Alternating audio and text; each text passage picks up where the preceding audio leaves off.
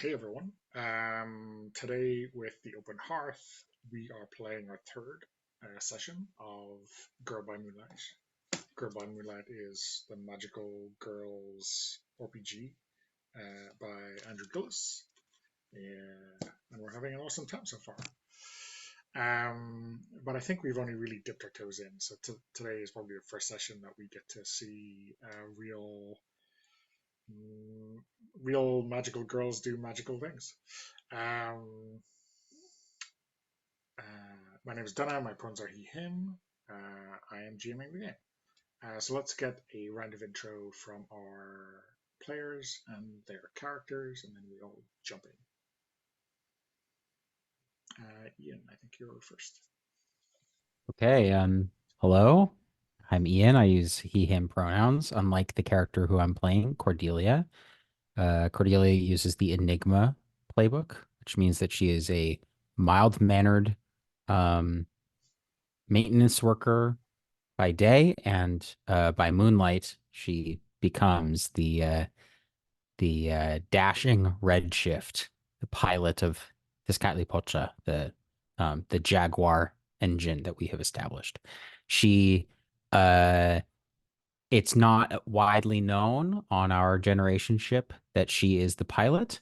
She has this sort of secret identity as the pilot of this machine. And so she has this sort of constant conflict between her normal, mundane day-to-day life and her high-flying heroics as Redshift. Awesome. Thanks, Ian. Sabine. Yeah, I'm Sabine. I use any pronouns, and I am playing the Outsider playbook. My name is not important. Calls himself Jet, and with the call sign of apogee, Jet is a troublemaker. We have a fairly we have a society that's under pressure. Like, we are too many people for everything. But and not mostly people toe the line, but some people are, well, punks, I guess, and that's what Jed is. He was like doing leaflets and spray painting for like graffiti about don't be a drone, stand up for your rights and stuff like that. So yeah, he got caught doing some I think some vandalism probably. And so his friend, sister, crash mate would not get caught. He kind of gave himself up, and he's been sentenced to actually something horrible, but they found out that he could pilot one of the engines. So sentence was transmuted. He's now going to valiantly battle the Leviathans and hopefully give his life in the service of something more useful than he otherwise would. Yeah, Jed feels an intense rivalry with Redshift because, well, I mean, Redshift, he doesn't know who she really is, but she's probably super privileged at something like that. So he feels he projects a lot of his issues onto Redshift, I think. And yeah, and he's given the promise to Redshift one day, I will save you. This is more like, I will show you that I can actually save you, and that I'm not second to you, even though I'm just a convict, right? Little does he know that he has actually saved her life before. Yeah, well, it doesn't matter. He will save her over and over again, as often as it takes. Yeah. Anyway, I don't think he has a very clear idea what good would that would do him, or what his end game would be. He probably has some wild dreams about toppling the regime, or whatever. Right. Awesome. And speaking of all this has happened before and it will happen again, let's hear from our time traveler. My name is Matt. I use they, them, or any pronouns. I will be playing Iris, whose true name is Horizon. Um, I am playing the time traveler. I think in this case, I'm not someone who's just come out of the past or the future. I think I'm someone who grew up um, in the congregation in the city and has traveled through time several times to the past and been changed by that experience. I think a little bit contrasting with the sort of the roles of the other two characters as like laborers and happened into this life or press ganged into this life. I think Iris is very much a chosen one, has been born and bred to do this, has been like appointed this role from birth. The name Iris means rainbow and also was a messenger of the gods. So I think that Iris has been chosen to be the one to sort of go through these gates and do a lot of the hard work and missions. And I think Iris, I've chosen troubled captain and forbidden lover as my roles. So I'm certainly a troubled captain. What else should I speak of?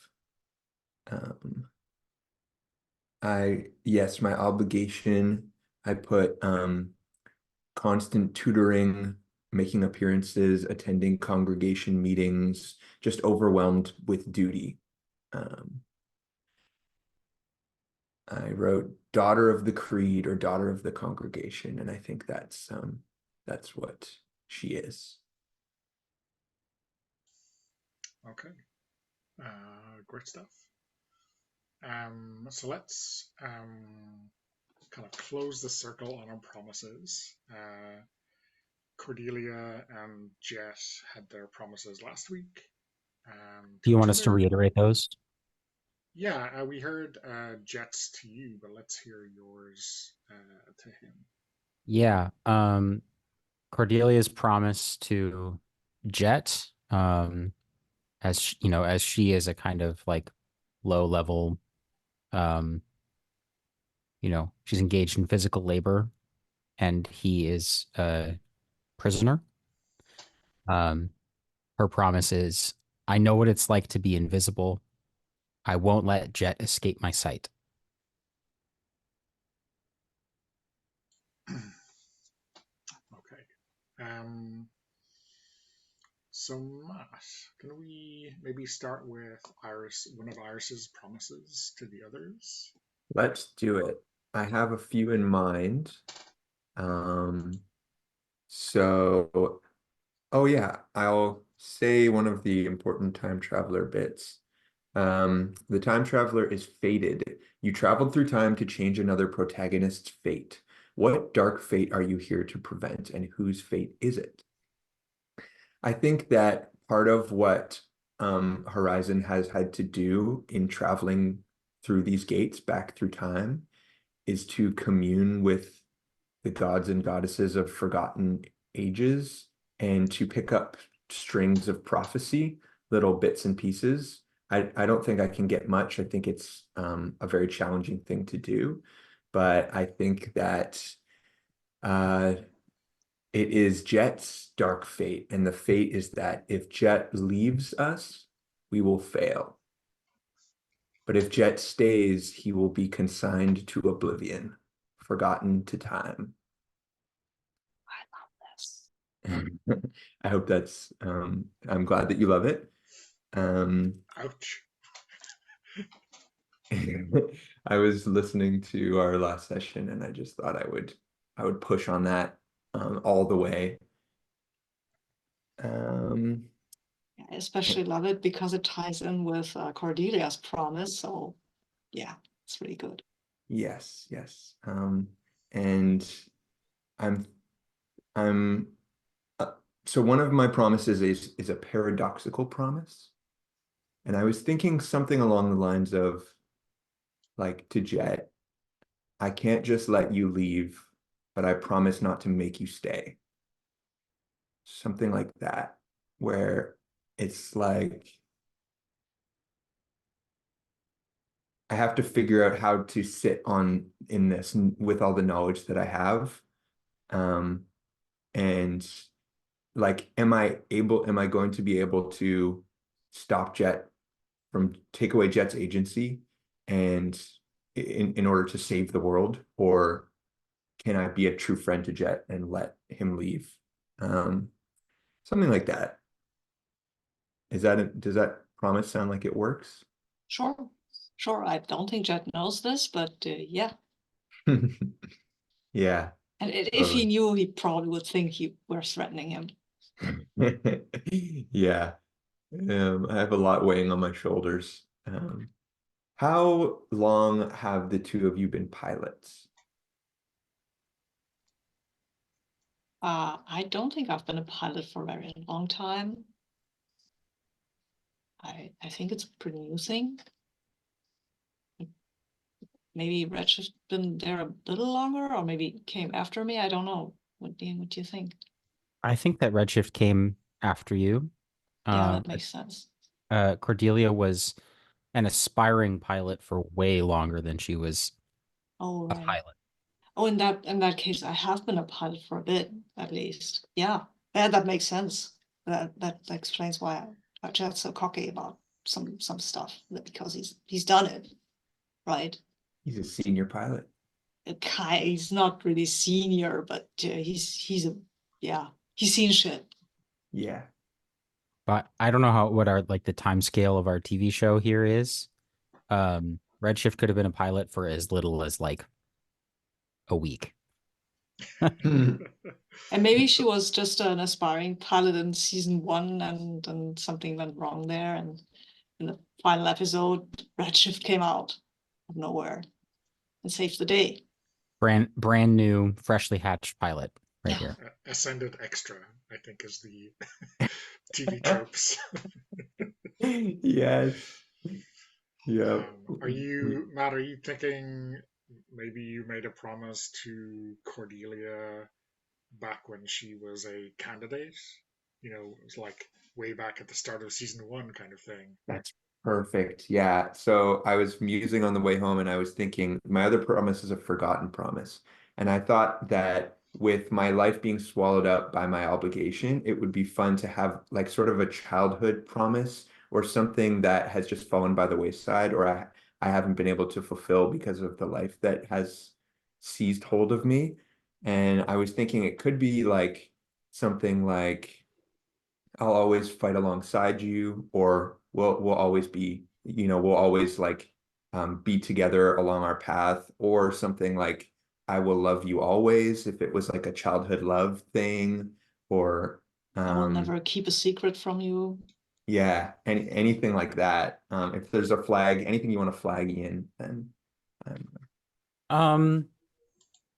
yeah, I mean, like, what's the age difference between these two characters? You said that you're a captain, which suggests to me that you are maybe a little bit older than Cordelia is. And I don't think much. Certainly having like experienced like multiple different timelines, like maybe you have more time under your belt than like someone of your age might suggest. Which is an interesting sort of dynamic to pull on here. Yeah,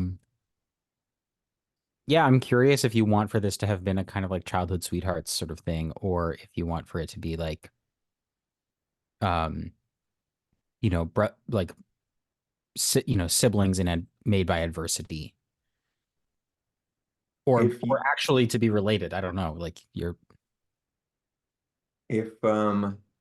if you don't have a strong preference, I think because I have the forbidden lover side, I think childhood sweethearts is interesting and like hits on some of the.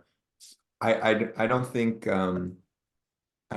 Iris is much older than the rest, but she has been doing this for most of her life, and I think you're right in some of her experiences have like affected her, and so she's grown in a different way, but yeah, they could have also just been like best friends. I like this. And I think it really plays into Cordelia's sort of inferiority complex of like, here's this person who once I was close to, who has gone on to do these great and heroic things. And meanwhile, I have kind of fallen by the wayside. I have, I don't have any particular talent. I don't have like, um, anything that makes me special. I'm Wait, just here. I'm just here taking care of the boiler. And then the redshift thing happens and she's like, I've arrived, is Iris the reason why you wanted to be a pilot so bad? Yeah. Huh. That's Yeah. all. If she were to confess why she wants to be a pilot so bad, it's because she would say that it's because she wants, like, the thing that she would give away is that she like wants to be looked up to the way that, like, she has looked up to other pilots. She wants to be a symbol of hope. She wants to be, something to kind of lead the community. And that's in the kind of general sense, she wants to be loved generally. But I think there's something more specific to it than that. Love, love, love. And it was so long ago that we were probably like, best friends that had confusing feelings for each other, right? And then when you get older, you're like, do I still feel this way? Like, would this be a good thing or whatever? Right. Obligations, like you said, obligations pulling us apart. Yeah. Yeah. So maybe it's just as simple as like, I will love you always. Something cute like that. And now I have another forbidden love. Well, I think that the was this the paradoxical promise or the forgotten promise? Forgotten. That's so delicious, dude. Yeah. Yeah, it hurts. I I love mean, I it. was thinking like the actual age profile of our pilots. I've kind of in my head been like early 20s, and like that was so long ago. Could have been like 2 or 3 years ago. The way our young adult minds work, you know. I'm Um, thinking maybe we were like 14 or something like that, like just the innocence era. And then yeah, we're young adults now Maybe and even younger than that. Yeah, like yeah, totally. Cool. awesome. for, a forgotten promise, forgotten by whom? Not by Cordelia, I'm sure. Okay, awesome. So, yeah, we've got two side characters for you to create, Matt. I think you have one already ready to rumble. Yeah. I heard Serena during our last session come and give her frustrating blessing to the sweaty workers down in the guts of the ship. I think that yeah, Serena is a powerful priestess, maybe even like a saint-like figure, someone who is a symbol of hope in a different way, I think. We can explore the faith a little more if it comes up, and if it doesn't, that's fine. But I think that we are certainly not supposed to be even spending much time together because our lives don't intersect much. Um, we, it's like you would think that these two roles, which are so integral to the mission and the like creed of the congregation, would be more of a cohesive thing, more holistic, but we are basically totally separate arms of, and we fulfill our roles as tools for them, and we basically get to see each other just with passing glances and at celebrations and very formal occasions for the most part. So it's very much stealing a moment kind of relationship. But it's like we're both in this together and we've both spent our lives doing things that we don't even know if we believe in.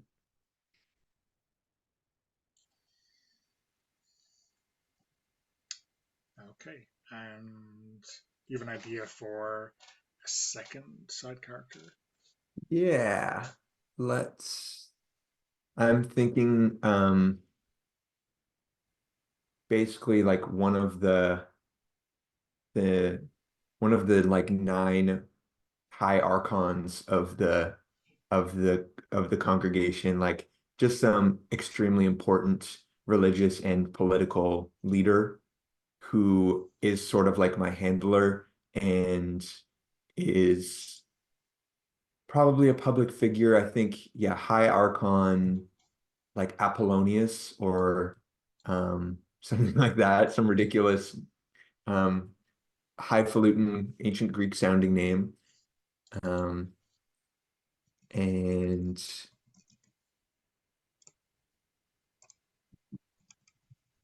they might be like the one, or he might be like the one that like is proselytizing about like our mission and our hopes for the final gate and why we as pilots are so important, like maybe a little bit of the public relations side of what we're doing and who we are, just so it's someone who can interact with all of the characters, but especially they are like I'm the star of this show, and he is pulling strings.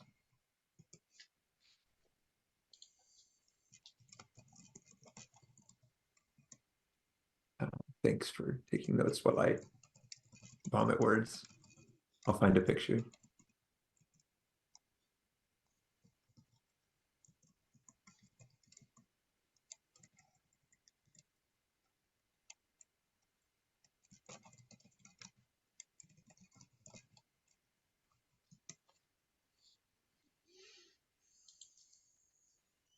Okay. So I think that is all of our extra setup. Oh, Matt, you will probably have figured out that based Yeah. on the others' choices last week, you are, I'll say, stuck with Luna as your engine. Happy to be stuck in the middle with Luna. Yeah. I even found a picture. We should make promises to Iris, right? Oh yes, yes, you should. Thanks for reminding me. Sabine, do you have an idea? Well, yeah, me and my big mouth. I thought of an idea. I have to give a competitive promise. And I think the competition is less with Iris than with whatever draws her strings, right? My promise to Iris is I will drag you out of this image that has been put upon you and that might not even be who you really are. I love that. Like try and excavate Yeah. who are you really? Yeah. I do think Iris can be a little cold and distant, and their life and their headspace is so full of everything else that they don't have any space she doesn't have any space to be herself. So I love it. Yeah. And that's the competition, right? To me against Apollonius. Because why would I choose anybody less, right?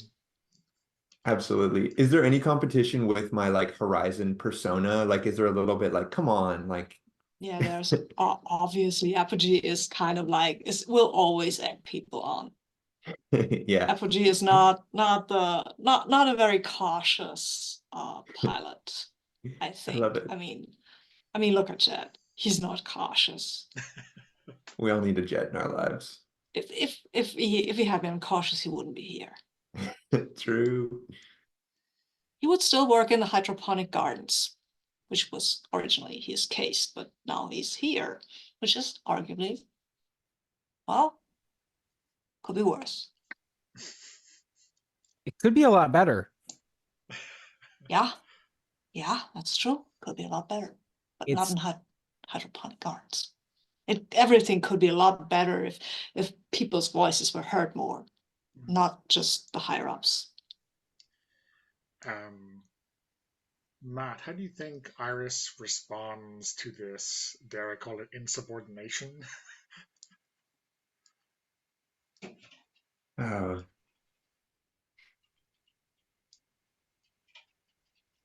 I think that because of the fate that I know the Jet is doomed to, I think I'm definitely resigned to what I think is like prophecy because my life has been so laid out for me and because so much of my work has been finding out what is going to happen, what is guaranteed to happen, and sort of like working around that. I think that Jet's efforts are just futile and I sort of let Jet go on. But at a certain point, sometimes I probably um, get fed up and overwhelmed and maybe snap at Jet as the way a captain would. See, that's fair because that is your real anger, at least. It's not just a facade. We can work with that. We can work with that. Ian, how about you? A secretive promise. I wonder what this will be. I think it's so perfect that we have one promise that's like, I'm gonna, I'm gonna excavate the person from this kind of like, bureaucratic morass or something, I guess.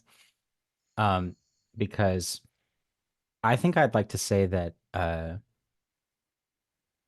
you know, Cordelia and Iris are still close in the way that like childhood, people who were childhood friends can be close, the classic like, oh, it feels like, no time at all has passed since the last time we talked, even though it's been 6 months or something. Cordelia has a reputation, or maybe is typecast as a good listener. Um, and you have described being pulled in every direction by obligations, um, and having, implied, I guess, by Jet that there's like something that you feel like you can't express, or um, would you say that that is accurate of about Iris? Definitely.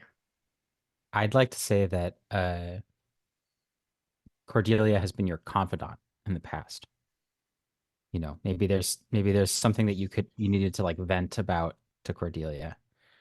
And so the promise that I have made, even if it's not one that I have said to you, is you entrusted me with my heart. I will never reveal it. Mm, yeah. Oh, you're such a good listener, Cordelia.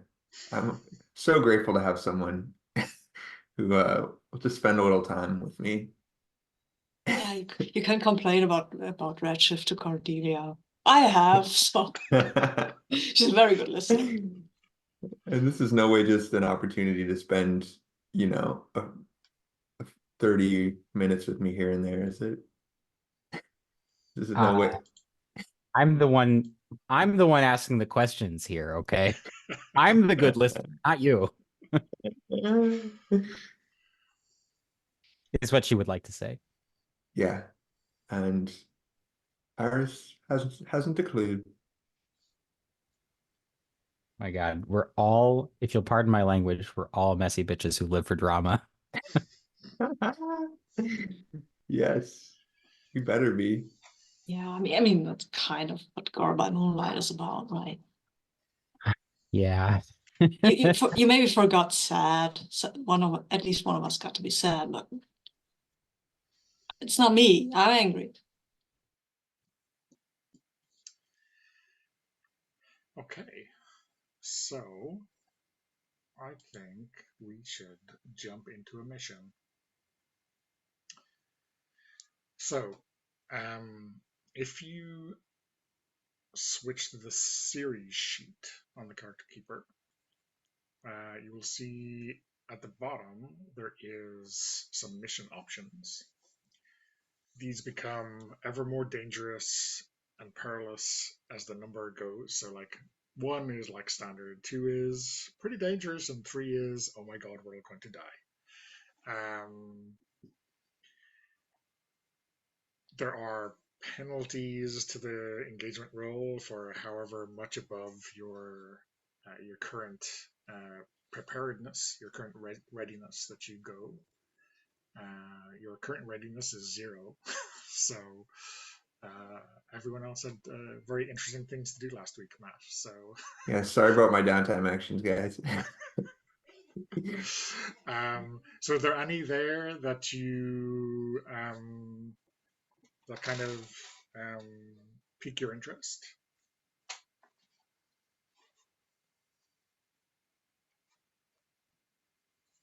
I'm interested in fending off a Leviathan attack on the Bastion. Yeah. I'm not married to that, but like seems pretty straightforward. Yeah. I like that too. Would have been my first choice, so. Okay, awesome. Unless Matt hates it and wants nothing to do with it, obviously. Matt, do you Yeah, hate it? veto. No, just kidding. It's my number one. Okay, so let's go with that. We did not establish.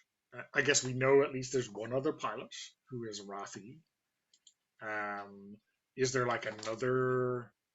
I don't know what we call them, lance of engine pilots. How many engines do we have in this city? I think at season creation said something about 12 or something about like that. Okay. Or 7? No, some important number. Maybe it's like 4 so important number. or something like that. I don't know. Okay. So is this? Do you think this is an attack that we see just your group, or is this like no one's out doing another mission? Everyone is ready for this attack. Obviously, we end up retconning this depending on how terrible the engagement roll is for you. But like, what do we think? Is this we see every engine, or this is just you guys? I mean, best case scenario, everybody's here. If we roll really poorly, maybe it's just us. Okay. If possible, I would love to dramatically return from another timeline as this attack is happening. Yeah. Or from another time, I should say. And Redshift is also not somebody we can actually who's actually on standby, because sometimes Redshift just shows up, right? Redshift isn't always there. Yeah. Okay, Yeah. cool. Yeah. Although we know that she sometimes takes Tezcatlipoca out for a Right. No, party. I'm just saying, and maybe it's just on standby. Maybe it's just me and my good friend Rafi. Yeah. So yeah, Jet, why don't you, like, the warning klaxon goes off to say that there's an incoming attack. What do we see you and Rafi get up to? Like, how frenzied is this scramble? I think the scramble is very frenzied among the ground crew, and people have to prepare the engines and open the gates and stuff like that, because it's an attack on the Bastion. And Rafi runs off like, oh my God, we have to do this. And Jet's like, yeah, sure thing. Tries to play it cool. I mean, he's not really like super slow about this, but he tries to play it cool. Like, yeah, another day in the hangar. At least I don't have to clean the toilets today. So this is good, actually. Yeah. Okay. And then he goes up to Shamash and says, come on, well, guy, I hear there's something for us to do. Let's see if that Redshift shows up. Mm-hmm. And Rafi kind of, I mean, we know that everything isn't quite on the level with Rafi. So you take maybe his smile in a good way, but as the audience, we know there's something else going on. And he jumps into Durga, who kind of unwinds slowly, like this is a big imposition to launch for the fight. What was Rafi's call sign, I guess? Raffi's call sign And is. he's your side character, Ian, right? Can I supply one? Yeah, go ahead. Yeah, his call sign is aphelion. Oh, Aphelion, which is the farthest point in a celestial body's orbit Mhm. from the sun. that was my second choice for a name, actually. Okay. Mine was So Zenith, so we'll put that in the back pocket. It's good to have a little quiver of them, isn't it? yeah. So Ian, what about Redshift? You know, when Cordelia hears the klaxons going off, how do you respond? I have a question about the way that the game works before I Mhm. can answer your question. Which is that must I declare that I am uh transcending in order to appear fictionally as Redshift? I don't. So I don't think that's a mechanical question. I think that's purely fictional, because I think like um, the the way you describe the scarf also sounds like it could just be a mundane disguise, and that's how people see you in the hangar anyway when you're Redshift, or like when you're not Cordelia, let's say. Um, and obviously that scarf goes into infinity when you do transcend, right? So Mhm. Yeah, um, so I guess maybe the answer is that there's like a look and a feeling component. yeah, yeah, So I yeah. think maybe this is like Cordelia entering the hangar, um, silent, like not saying a word to anybody. There's a kind of like, a like low murmur around, like, oh, like there they are. There's Redshift. And Cordelia is like walking in red, the red scarf, the red veil, um, feeling like a total imposter right now, feeling like I don't know that I'm going to be able to replicate what I did. Um, I guess I have to do this. And and then I think immediately before this, it's like Cordelia with her like labor partner down in the boiler as the klaxons go off, and this extra turns and says like, Cordelia, what are we gonna do? And she's gone, right? She's not there. Um, yeah, so I think this is her like walking up to Scotty Polka, and like putting a hand on its flank, almost to like steady herself, because she is just like absolutely overcome with nerves and jitters right now. Okay. Um, and lastly, maybe before we do our engagement, Iris, how do we see, and like where maybe do we see you blink back from beyond?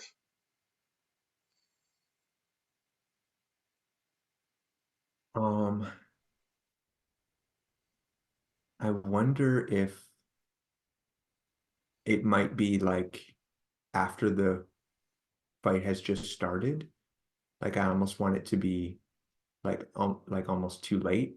Um, Not too late necessarily, but like I want it to show that I'm literally out of time travel and straight launched into another fight. So um so it Maybe this is like the other pilots in their machines, like ready in the catapult, like ready to launch, but it's like we can't go until we have the captain say so. Like, mm, and the other ships in the chorus are launching, the other defenses are launching, the Leviathan is out there, and we're like, all right, like give us the starting gun, like. yeah, and the gate team is like a NASA like working crew, and they're all just like frantic trying to get me back from wherever I am, a jungle somewhere or something like that. Um, and I think it's probably like me coming through into the hangar with a giant escort, and someone's like helping me, supporting me walking to to Luna.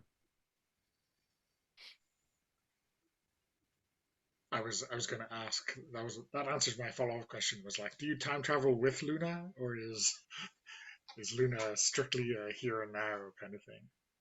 I think I do when I really need to, when the mission really calls for it, but I do regular research field trips that are just me going to ancient temples and trying to connect with gods forgotten. Okay. So let's do our engagement roll. So I mean, we all know what engagement rules are. Yeah. So I'm just going to cut straight to the counting our dice. There's always hope. The protagonists start with 1d for every mission. Is this mission particularly heroic or noble? If so, we take 1d. If the mission's goal or methods reflect the worst parts of the protagonists, take -1. I mean, you're defending your home, right? That's I mean, necessary, but not unheroic. Yeah, I guess the key word is particular. I mean, is what we do all the time particularly heroic? Maybe. I think we are seen as heroes, but do we feel like we're heroes? Is there something very special? How often doesn't a Leviathan, Leviathan attack on the bastion happen? That's I think if it's a common occurrence, like we do this every Thursday, then it's a Thursday. If this is like, oh my gosh, they got to us. This is the first time in month that this has happened, then that might be particularly heroic. I mean, Might also tell us what's it's no, it doesn't tell us what's at stake.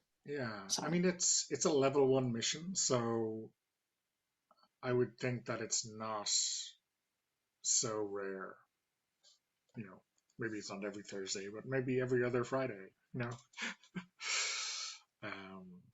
And also, I guess I'm getting a little bit of self-doubt from Cordelia, Redshift, and like a bit of world weirdness from Iris. I'm just coming back from a time travel mission, right?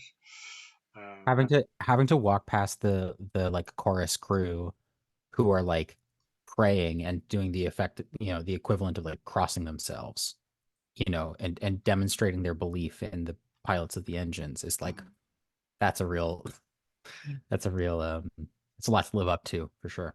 Yeah. Yeah, maybe we launch to a sacred song every time. So someone's directing a mass choir and like it's very epic. And we're all over it. Composed by, Saint Bear McCreary, right? Okay.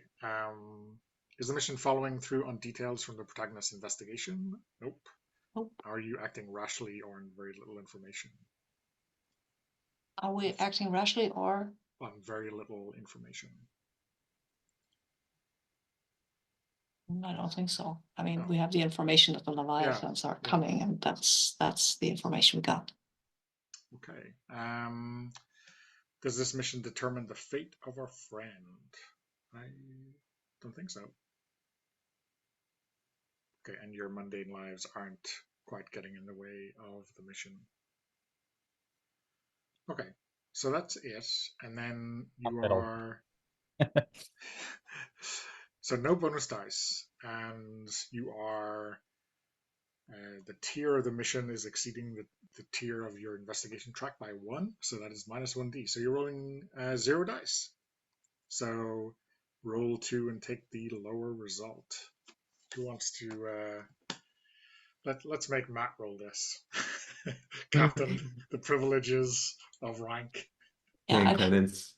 I feel that in the last season, in the first one, Jed once rushed off without the captain say so, but A, it didn't go well, and B,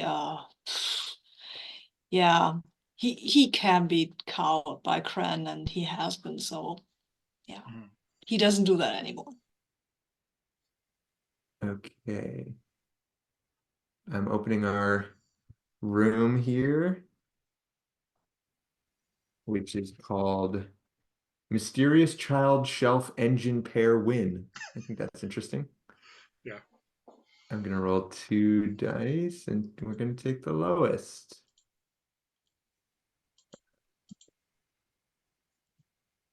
And we've got a 2. Okay. So maybe I Troubles. will describe the trouble you're in, and then we'll take a break in classic cliffhanger practice.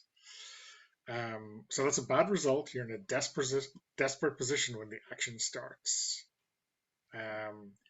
So I think you can, like, you're in your launch tubes for the engines, and over your HUD you can see like the other 2 lances out there fighting against the Leviathans, and then you you feel this shuddering, and it's not the launch tubes going out. In fact, the launch tubes shut down.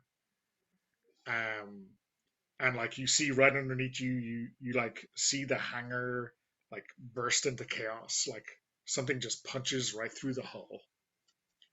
Um, it's one of the Leviathans. They have just breached the ziggurat. And it slowly uncoils right underneath you. And it kind of sniffs, right? Because they're blind, and you see these like giant whip-like antenna kind of spread and like look towards the heart of the ship, and then it starts moving, and it just like brushes past all of the gantries and the armaments and everything that is like on the floor of the hangar bay, and starts worming its way up towards the heart of the ship, towards the heart of the city. Ew. Yeah. Hell. The choir's still singing like the Titanic String I Quartet. mean, probably not. Or maybe they are. Who knows? Okay, so let's stop the Nice. recording and take a break. Okay, so let's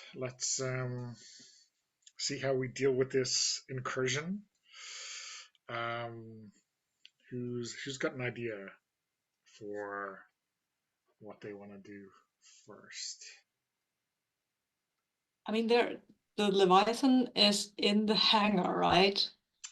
Yeah. And I mean, our engines are also in the hangar, so this saves us some time to get to the Leviathan.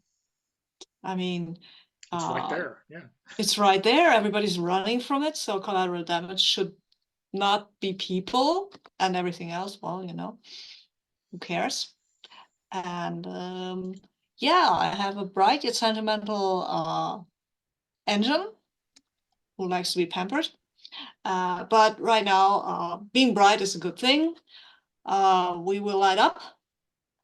I mean, the Leviathans won't mind that we lit up because they're bright, but still light up, give full throttle to the sound engines, just so to blast them with some sound, because I think they might not like that, and attack in whatever So way. Do I have to transcend to do that? you don't have to transcend. It's worth Okay. noting that if you do not transcend, then you are like at disadvantage against the Leviathans. Hell, I'm transcending. Okay. And it's just a decision. You just say, hell, I'm transcending. Yeah. 2 things I'd like to transcend. Yeah. 2 things to note. One is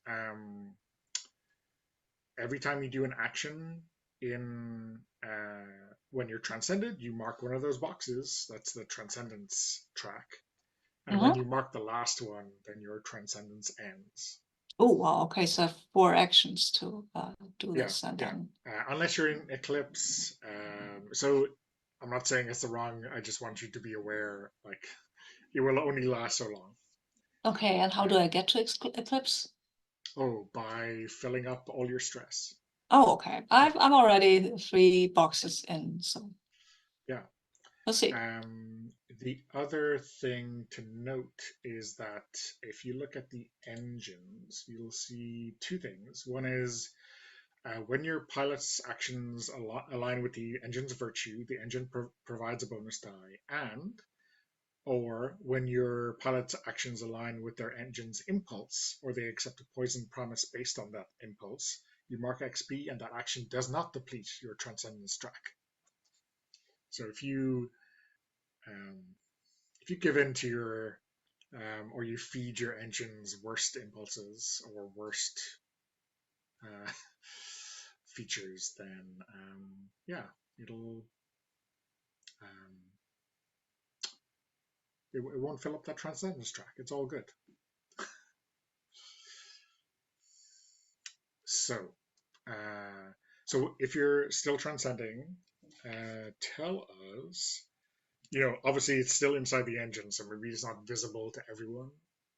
It is visible to everyone because my engine is bright enough to show. Okay, cool. So I think, yeah, what does it look like when you transcend? I mean, it looks like it looks like I get a little, the dimensions shift, right? You can see me, but it seems also like I'm a little farther away than I actually am. And since I'm in my engine, it's very bright, like a little sun, like a little blue tinged sun, because blue is Jeff's favorite color. Okay. Yeah. And how does it make Apogee feel to transcend like this? Excited. I mean, transcending is kind of like getting somewhere where there's nobody to boss him around. There's nobody to cramp his style, where he just gets to do what he can, what he was good at, right? What he likes, actually. He would never admit that. Mm-hmm. But he likes it. He loves it. Okay, awesome. And also, I mean, he gets to wail on something and nobody will shout at him for being too aggressive. Yeah. Nice. So yeah, I guess you're gonna like drop out of the launch tube, land on the hangar deck, and go at this Leviathan. How do you want to do that? How do I want to do that? I want to face that thing head on. Like, it's bigger than me, but what isn't, right? I mean, okay, when I'm in my engine, well, Yeah, still, I've faced up to bullies. I can face up to this Leviathan. I will try to draw its attention by loud noise and making loud noise and stomping a lot. So I described it like coming through to the hangar and then like starting to burrow its way up towards the ship. So I kind of think that it's not coming towards you, it's going away from you. But like it has a tail, right? I'm sure it has a tail that you could grab onto. Yeah, and I want its attention, right? Okay. That's what unless you want to kind of jump or sure, like do some crazy maneuver to get in front of us. I would like to do that, actually. I want to stand in front of it. Okay. So if you're allowed that. Yeah, so do you think this is flow? Like to get in front of us to or do you think defy is... I was aiming for defy. Yeah. Okay, well flow is usually kind of movement, but maybe defy works as well. Yeah. So we're gonna construct your die pool. You just start with 1. Mm-hmm. So you have 2 options or you got probably more than 2 options. You can spend stress in the normal way to get an extra die, to push for effect. You could get help from someone else. Or you could just activate one of your links with your engine to basically get help from Shamash instead. I think I will do that. I have links, so I will spend one of these. And I get 1 die for having a defy, for knowing how exactly. having a thing in Defy? Yeah. Okay. So that's Yeah. 2. That's 3. I get 1. I have Defy, and I use the link. You Sorry. said we start with 1. No, that was on the engagement Oh, roll. okay. Yeah. So you Okay, start with 1 okay. for Defy, Oh, and then okay. you get 1 for Oh, the okay. link. Okay, and I could accept a poison promise if somebody can think of something cool, right? Yeah. Anyone If have someone. anyone have something in mind? I mean, just the kind of like generalized mayhem of a giant bright mech moving really quickly through a enclosed hangar space. It's not up to regulations. It's I not think what I'm supposed to do. I'm imagining that there's like some damage caused to Yeah. the interior of the Yeah. hangar or the ship or something. Yeah. I almost say that's kind of be default, right? Yeah. I wonder if it's something special or particular to Jess or even to Shamash. It could be that like you're acting first without orders or before I dictate anything, like you're acting like and everyone's seeing you, like you can't really play this off. But I guess, we're here to stop this thing and it literally just breached the hull. I think I might step on something that Commander Kran actually likes, or he has to move out of the way unless because I wouldn't mind trembling him a little. Yeah. I mean, if he's in the way, he's I don't think that's a poison promise. That's in your okay. benefit. I think Okay. I Yeah. wonder if maybe this is the route this thing is taking, or at least the route you're taking to intercept it, is going to damage your communications relay with the outside world. Yeah, I think. that. Oh wow, I worked so hard for that. Okay, yeah, fine. So I'll give you the option: either it cuts off the comms but doesn't affect the clock, or it unticks one of the segments on the clock. I think it unticks one of the segments on the Okay. clock. That's fair. That's fair. I'd do that for a die. Okay. So Sorry, yeah. checkers. So I'm roll. coming, but So you're rolling 3. I rolling 3. Yeah. Okay.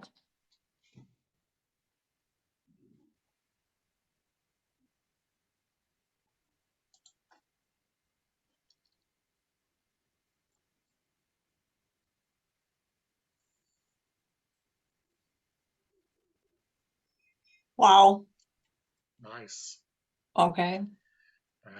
Almost crit, but not quite. Still good. I mean, you definitely get this thing's attention. You definitely get in front of it. Like, how awesome and effective does this get to be? I mean, it's just very visible, right? And it's very audible because, as I said, I have to turn the sound on. It's not the choir. It's not the choir that we heard. I might have some other stuff that is more like Anarchy in the UK or more Anarchy in the Bastion, stuff like that. But it's loud and it's got a good beat, and that's what draws this thing's attention, I think, and it irritates it probably, like hurts its feelers, not feelings. And I think it screeches or gives a grumbling screech and turns towards Jet and Apogee and how do these things look? What do these things look like? So we described them. Abominations. Oh, nice. Yes, blind-eyed subterranean abominations. So Okay. I kind of see this. I know we kind of had this asteroid element where they're like, either bombard planets and like infest them that way, or maybe erupt out of the Earth afterwards. And so I think there's this like rocky skin, and then it's blind. So I think there's these antenna like really long, razor sharp antenna that are, quivering, finding the heart of the ship. And I think else it might have something like what are these things called? Star-shaped fish thingies that lie around? Starfish, sorry. Yeah, and they have cilia on the bottom of their arms, but they eat things with their cilia. So maybe something like that comes at us. Yeah, Oh, and it's so maybe like when it was leaving a like kind of like a trail of digestive fluid behind it or something. Like, whoa. No, my poor. Oh wow. yeah, so I think maybe when it impacted the ship or whatever, it was rolled up, and then like it just kind of splurges into the hangar, and then like the arms start like pulling it up, and the cilia are like, I don't know how long they are, but they're definitely icky if they touch you. Yeah. Wow. Yeah, and I imagine I have blasters or something like that on an engine. Like it's a mecha, right? So they shoot I things. mean, you get to tell me like what. Yeah. Let me look at I'm sorry, I'm looking at pictures right now to figure. Oh yeah, Shamash has weapons. So yeah, we open up. We light it up. So like the lasers just erupt out of your weapons, and I don't know, like we get this superheated fluid, this gunky fluid just evaporates, and like maybe the cilia curl back, and there's like scorch marks on the arm.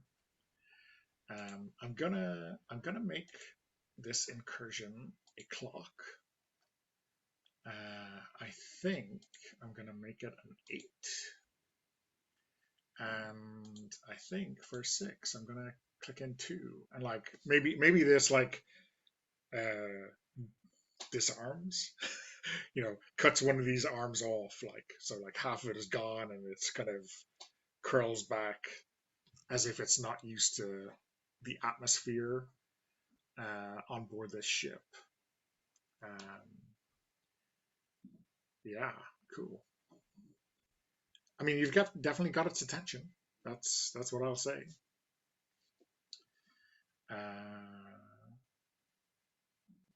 Ian, or let's give our captain a first first opportunity. What do you think? I mean, I might be the last one in my mech and like finish sinking because of that. So it might make sense that Ian has to go, but I would do some analyzing. Ian, do you have a move? I think that Cordelia has frozen and is trying to pass it off as being like, a good team player. She gets on the comms and she says in her best impression of Redshift's voice, Captain, your orders. And I think we take a trip into Iris's Horizon's very overwhelmed mind. And I would like to analyze. So I guess what I'd like to do is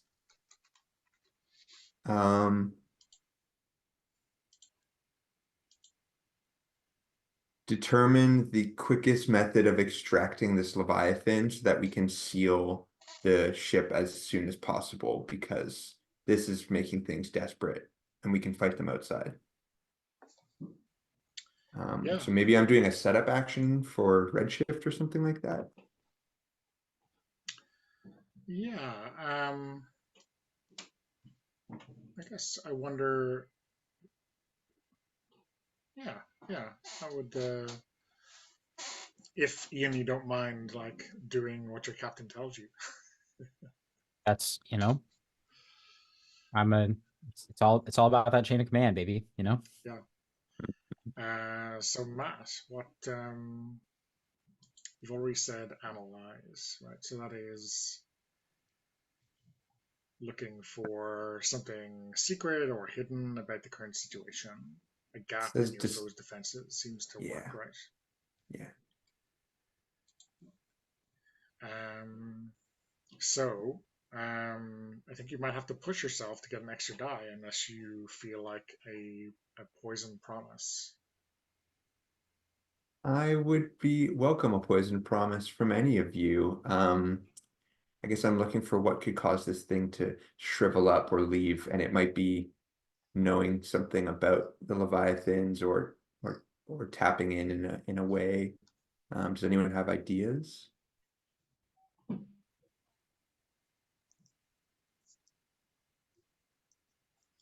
I have the very seed, the very start of an idea regarding like this mission that you just came back from.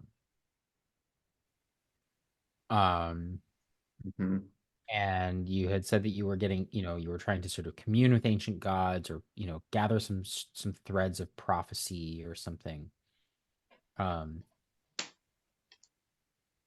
I don't really know what to do with those pieces, but they seem evocative, don't they? Absolutely, they certainly do. Maybe something followed you, slipped in without you noticing because you're not right now, you're busy, right? I don't know what that could be, but Yeah, that's good. I was um, called back in a hurry. I could mhm, also attract the attention of the forgotten gods and we can progress something. mhm. um, you think maybe you might feel the need to see exactly where it's going to figure out maybe how you can draw it away. So, like, maybe you allow it to damage some systems by making progress, but that'll give you more information. Um, Can you help me understand that a little more?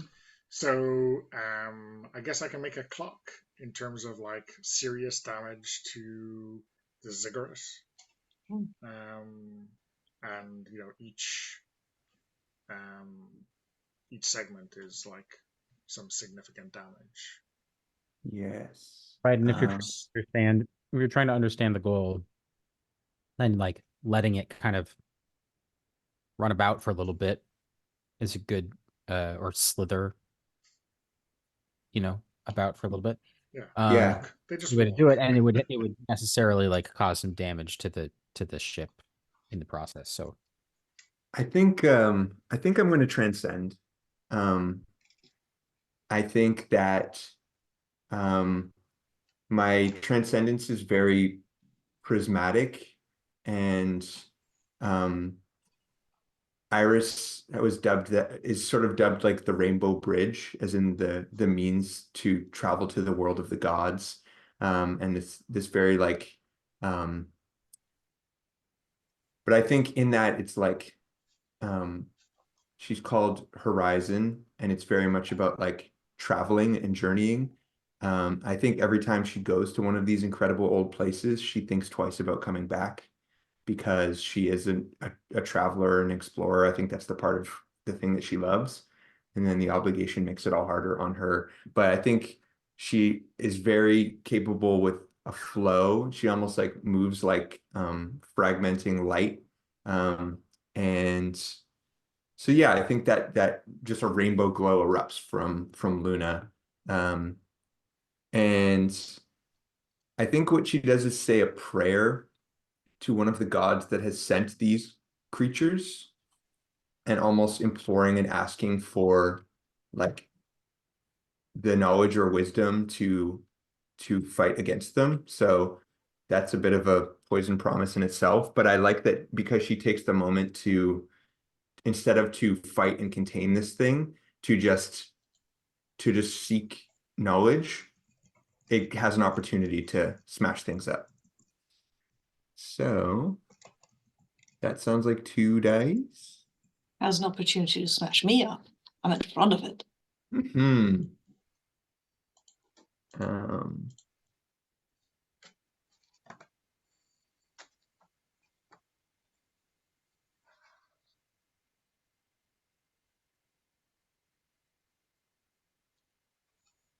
okay, I'm gonna hit it. A 6. I needed that die. Nice.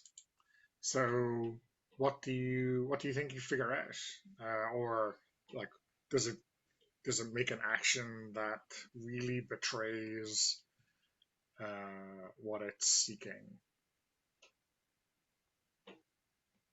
Mm.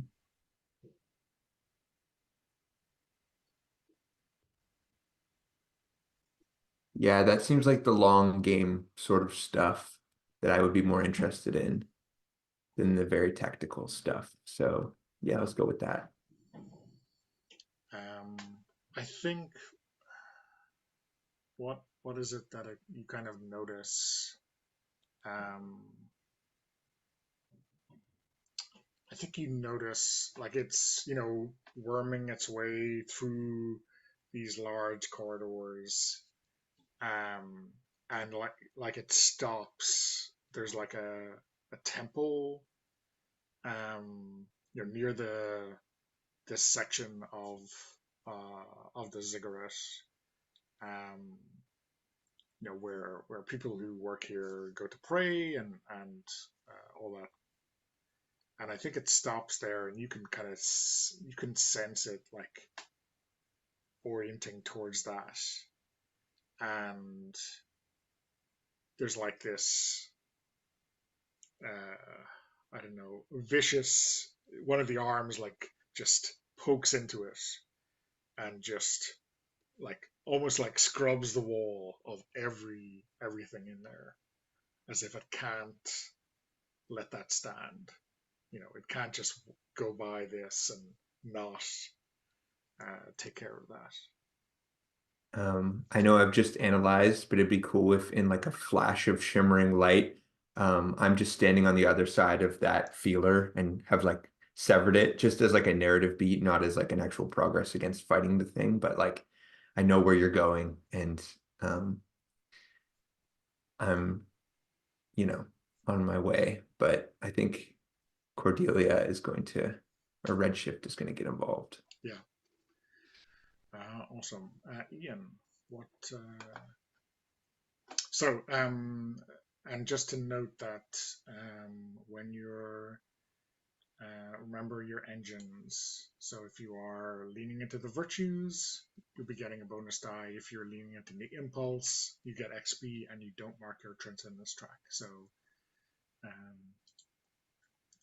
otherwise, you should be marking a transcendence track if you're just doing a normal action and not leaning into the impulse.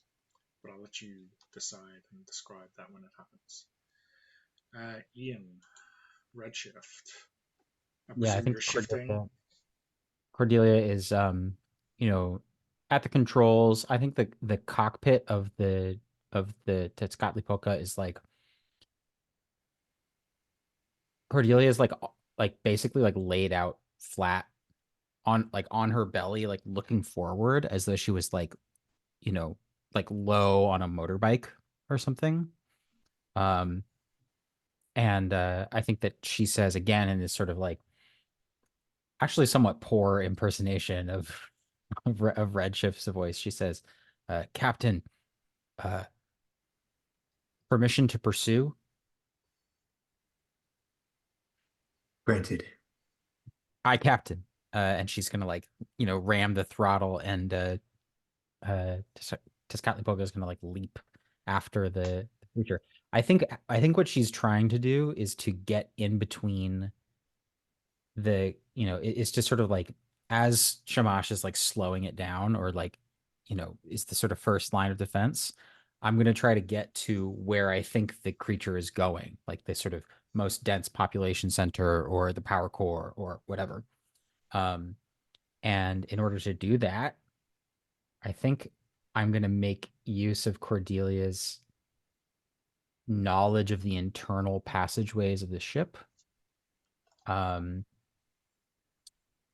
To try to, yeah, I'm gonna like, try to use as many like shortcuts as I can as this sort of like sleek panther mech leaps into action.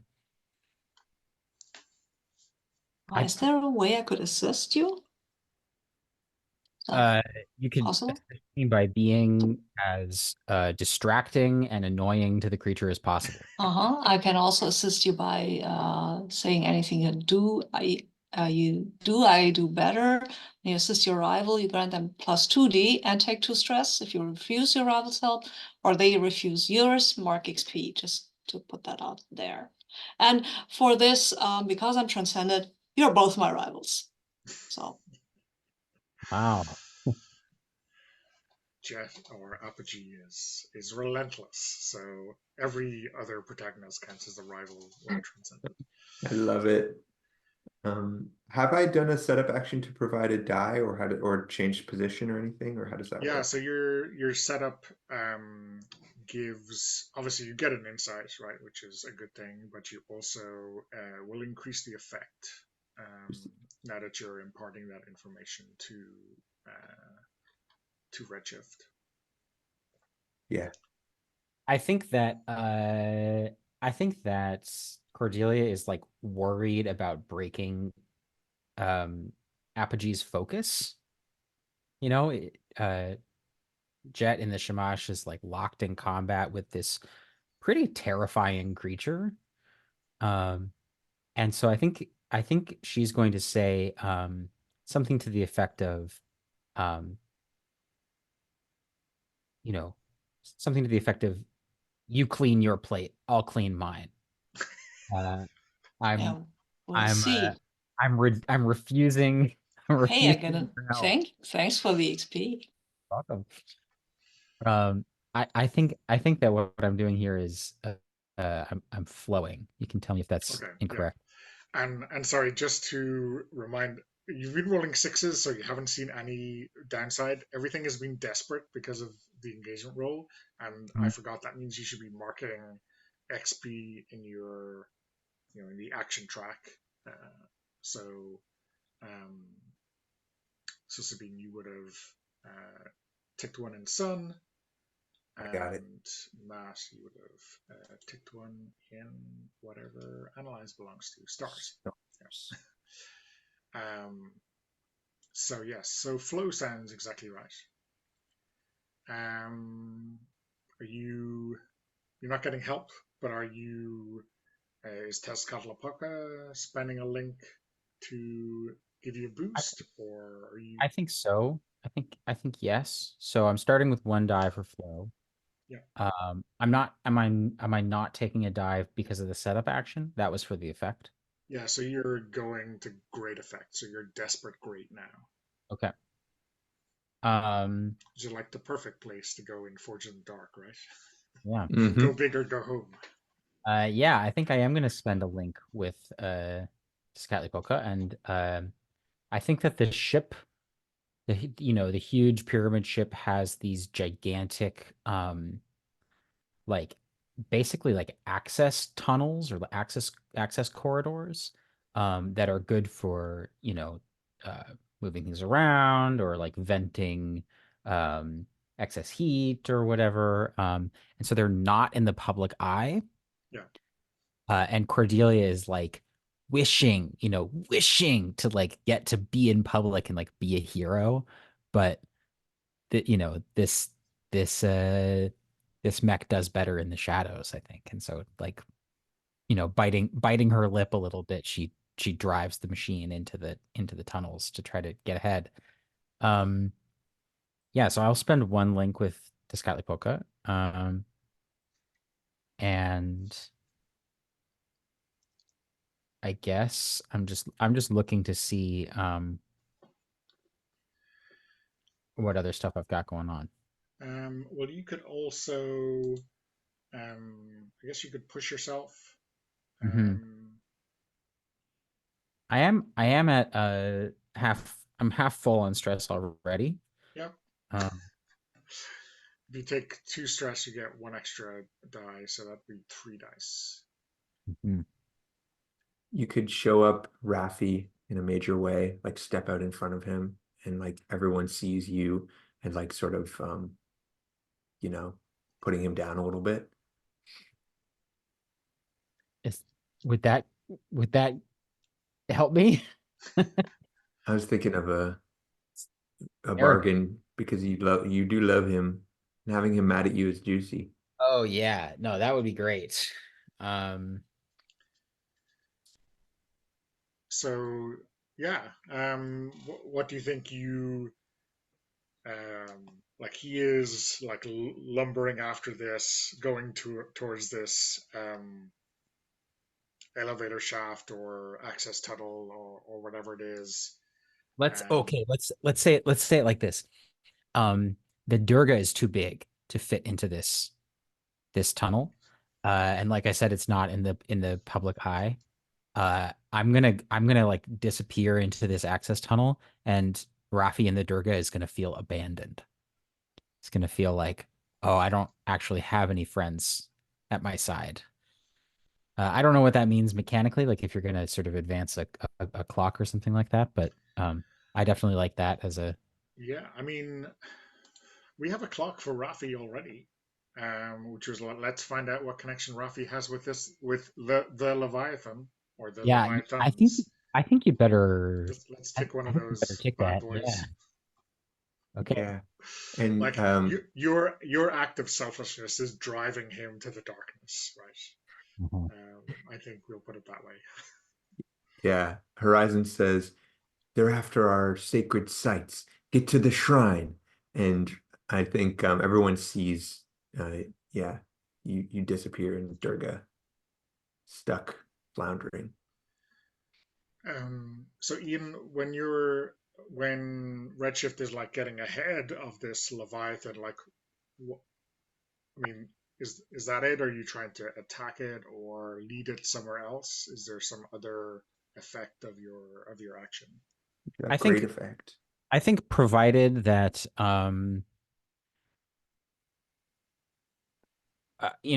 if Shamash is keeping it in place, maybe what I'm trying to do here is to set up an ambush of some kind to be able to leap out at it from an unexpected angle. Mhm. Um, I mean, you could just say you're ambushing it, not setting something up. You're just ambushing it. I just Like didn't know if that. coming out of an elevator shaft right on it. I was let's say head right on one of its limbs or whatever. Yeah, I just didn't know if it would be appropriate to do that with flow.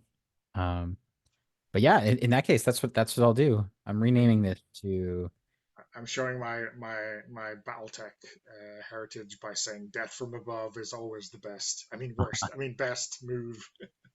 uh, yeah, okay. So this is Desperate Great, 3 dice, Yeah. ambush. Still rolling sixes. Nice. Yeah, so I think this is like Tezcatlipoca sort of bursting out, yeah, just like you said, from above. Um and falling on the creature and sort of like biting it behind its neck, like, at the back, at the base of its neck, or, if it has one of those, someplace that seems vital, and is sort of like shaking its head back and forth to kind of like worry the Yeah, creature. yeah. So that's a six with great effect.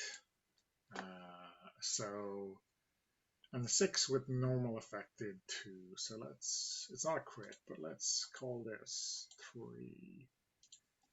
Um, Nice. This is a cool clock page here, Donna. When we're done, I'll ask you to tell me how you set this up. I copied it from someone else.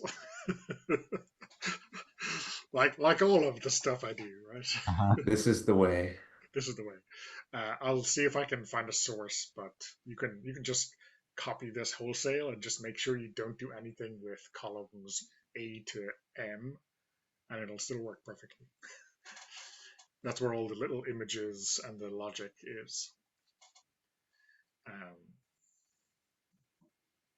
okay. Yeah. So I mean, yeah, no neck, but maybe like the center, this like nerve center in the middle of the arms is where Tezcatlipoca lands, and like I don't know who constructs a mech to have a big biting jaws, but obviously Oh, it's whoever just a big constructed Tezcatlipoca, it's a big metal jaguar, right? Like yeah, that's yeah, yeah. Might even be a transformer, or sorry, a Zoid, I should say. This is 100% a Zoid. I'm gonna go find a photo of what I Wow. Blast from the past. And yeah, like between the biting and I think you just give it lasers or autocannon or whatever the hell Tezcatlipoca has in its arsenal. And like this thing, starts to curl up, and it's like now it realizes maybe it's in this shaft and it's kind of trapped or like at least cornered, and it starts to like punch through the walls of this to try to get out and maybe like get into the general population areas, which we know are cramped and overcrowded. And obviously when it moves through that, it'll just be causing lots of havoc, lots of collateral damage. So, yeah, I think it might be time for a plan or a concerted effort. What do you think?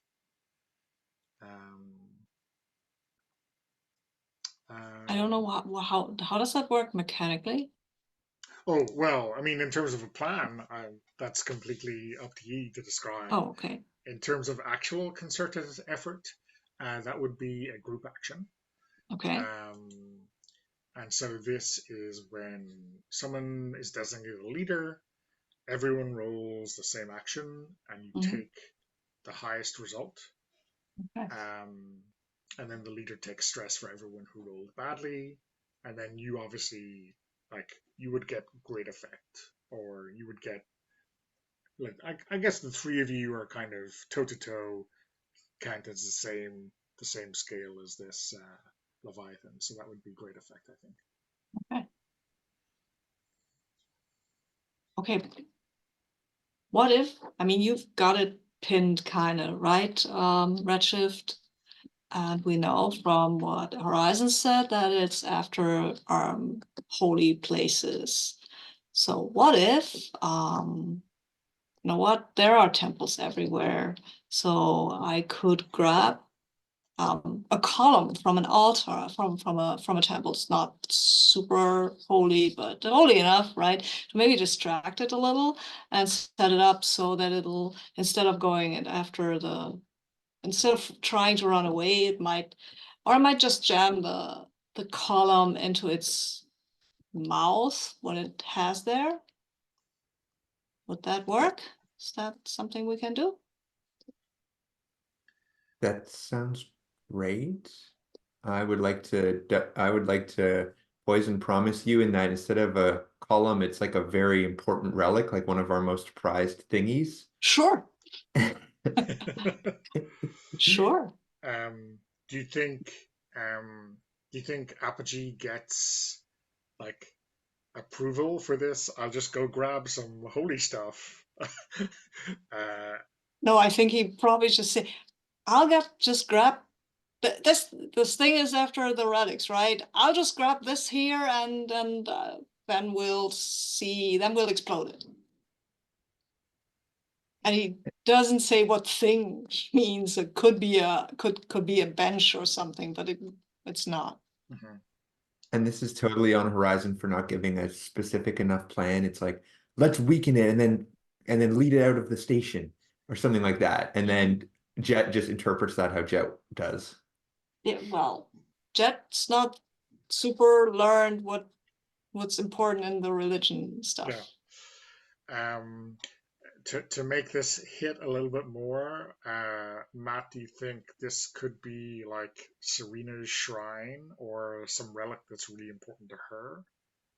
That sounds perfect. Mm-hmm. It might be something one of the first things I retrieved from like a lost site, like something dedicated to the sun or to light or something like that. And it's like Serena's source of power.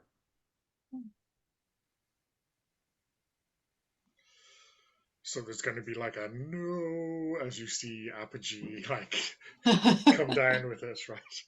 It's gonna be fine. It's gonna be fine. If it's a really important religious relic, it'll survive this, right? Yeah, they don't make them like they used to.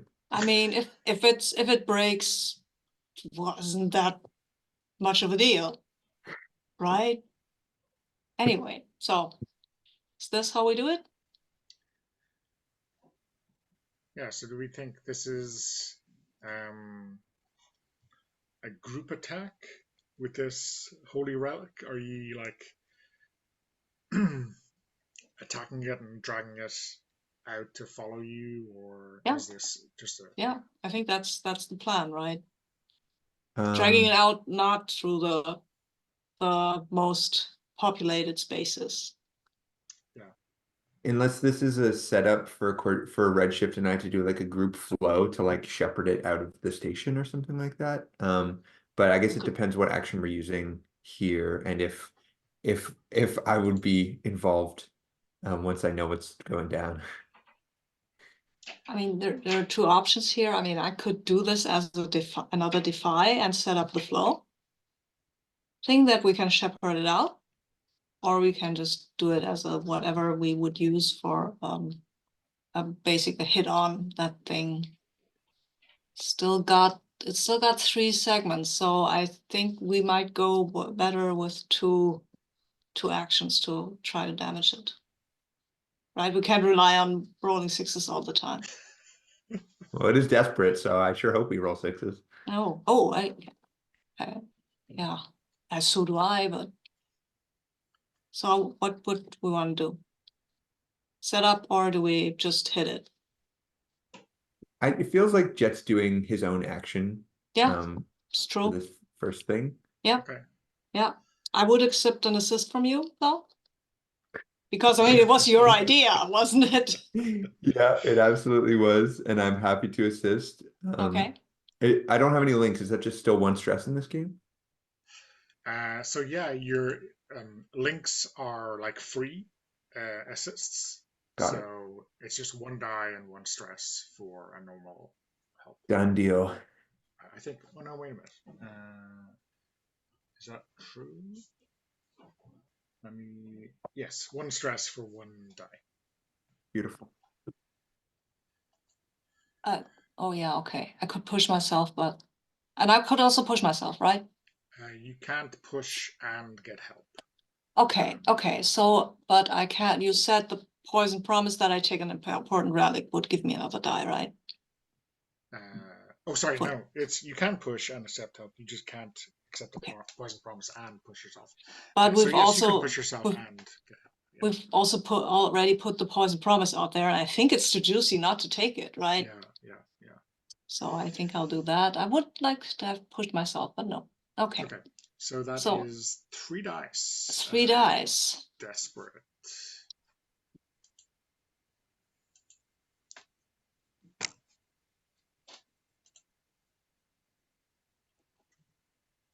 Okay, let's see how this goes. It's a 5. Ooh. Okay. I mean, not a 6. Well, yeah. as I said, we can always rely on rolling 6s. Yeah. The mole rats come to roost. So you do it, but there is a consequence. That's cool. Yeah. So I think let's say that why don't you describe your attack, and like when you make that hit, I think the Leviathan is gonna kind of grab you and like almost pull you in towards its beaky mouth. Oh, that's cool. I'm letting it.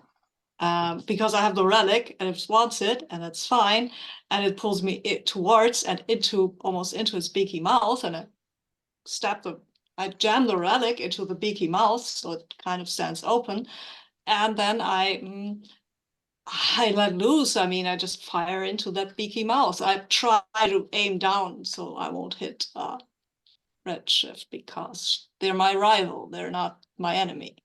I know this, and also they're fighting on my side, and anything they can do, I can do better anyways. Since this is desperate, does it also just like destroy the relic or break it? Yeah, it's consuming this relic, right? That, So when that you that's the poison bargain Yeah. promise. when you jam this, like, what is the relic exactly? Is it like a Or a spear? I thought it was like a spear or something rather big. It's not something small, right? okay, like a god-sized spear that is almost perfect in the engine's hands, right? Yeah. And you jam it into this mouth, and then this acidic stuff comes out of its beaky mouth and like dissolves the kind of gold steel alloy, and you're just left with this wreckage of a handle. Was this Um, important? I have saw it coming, which would let me spend my special armor to resist a consequence relating to surprise or misfortune, but I don't want to because this is juicy. And maybe it was also a poison promise, but Yeah. Really juicy in this case. Do I take any harm from being pulled into the beacon of this thing? yeah, so I think both the engine and you take some harm. Mhm. So I think it's maybe it's like acid burns or something like Mhm. this from the beak. Um, so yeah, put that in at level 1 harm. Where do I put it in for the machine? So The on the engine. engines, you will. I'm gonna say it's what to untick one of the strength. On the straight. Oh, one tick on like this. Yeah, exactly. Okay. Okay, and then I mark one tick on my harm here. And I just write it in, right? Yeah, Acid yeah. burns. So Okay. acid burns. Okay. Yeah. Cool. Okay. Nice. Okay. So Oh. we're just at the hour. So Oh. let's hold off to see Redshift kick this thing into space where it belongs. Let me stop the recording. Okay, well, in the immortal words of Mortal Kombat, finish it.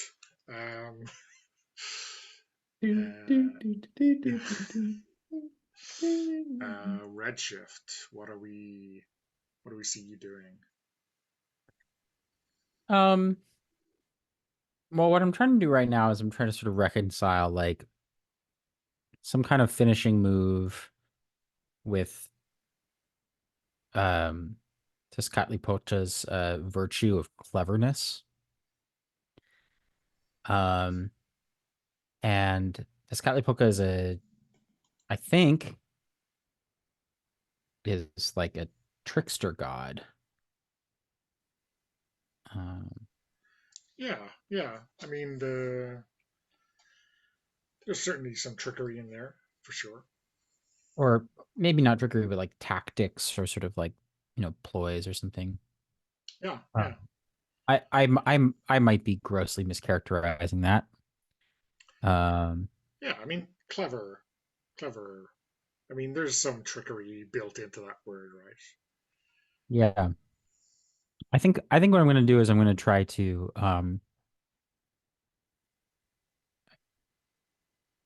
we sort of wrestled this creature away from the sort of main temple complex. And if it's all right with you, I'd like to say that we have gotten it to some type of precipice, a big airlock or something something that somebody could fall off of or be, cast out into space or something. Yeah. And you said that this creature was kind of like thrashing about, punching the, surroundings, and it's kind of, coiling and whipping its limbs around. Yeah. Um, I don't have anything in defy, so I feel like a sort of straight up attack maybe wouldn't be the way to go. Instead, I think I'm going to have Tezcatlipoca sort of like fall from the creature's back, and make a show of like like crying or like trying to stand up on an injured leg. Mhm. And my goal here is that, as the if the creature tries to sort of lunge for me or like pull it, to finish off a wounded prey or something, I'm gonna pull a switcheroo and you know, uh kick it into the void or something Yeah, in that regard. So it sounds like a conceal action to me. Like a bit of hiding your true strength and like hiding your true intentions from this thing. Does that work? Yeah, I would say so. Yeah. I think that tracks. So you think this could be like a setup for the others, like, or for for Hmm. everyone to do like a group kick this thing into space? Yeah, I think most of what I'm trying to do is to sort of bring it into a vulnerable position where it could be Mhm. like, cast out for good. A vulnerable position, like right at the edge of the airlock, Okay. which I realize that I'm also right at the edge of the Yeah, airlock. yeah, yeah, yeah. I mean, just don't roll a one, right? In those. Yeah, sure. Okay, so because you're using your engine's virtue, you get a bonus die. Tied to your one for conceal. Do you want an assist? I would love I would love an assist on this one, please. Okay. Yes, very well. You get 2 dice. Okay. I take 2 stress. Two stress for 2 dice. That is a It great hurts so bargain. good. Yeah.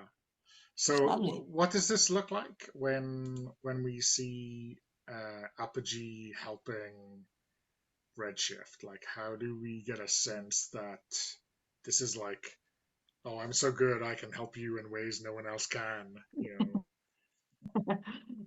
I think this is once we're to the airlock, which is closed, right?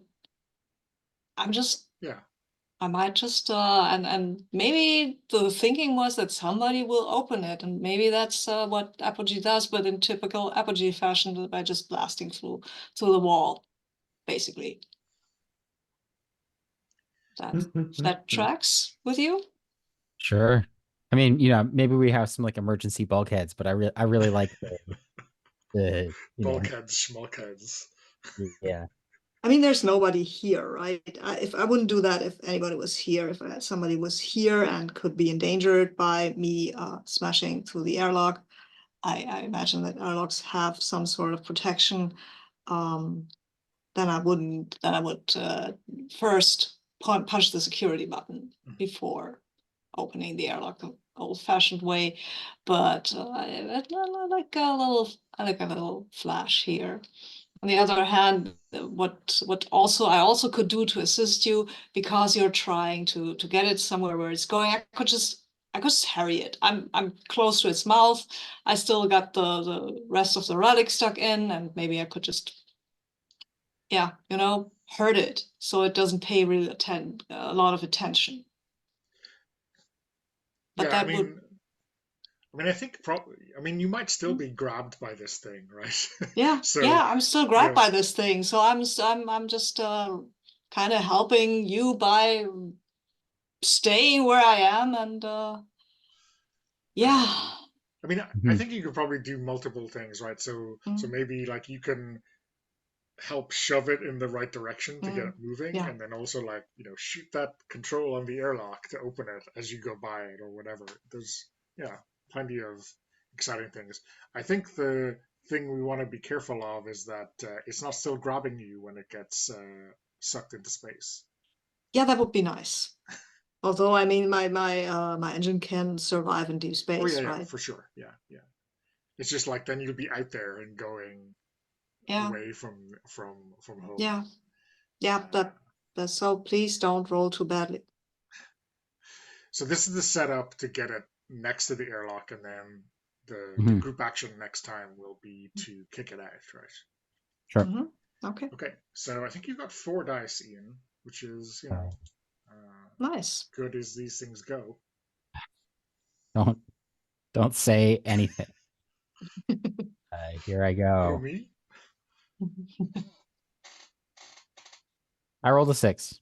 Of course. Ooh, just made it. Yeah. Yeah, I think this is like Tezcatlipoca has like a very long tail, very sort of long prehensile tail that is tipped with some kind of blade or like sharp appendage.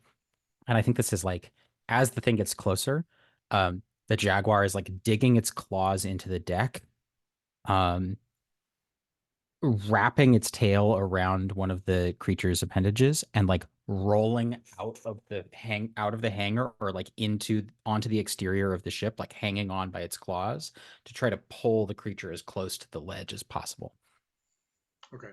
And so now here's the jaguar, which is like hanging on by its fingernails, like to the, Yeah.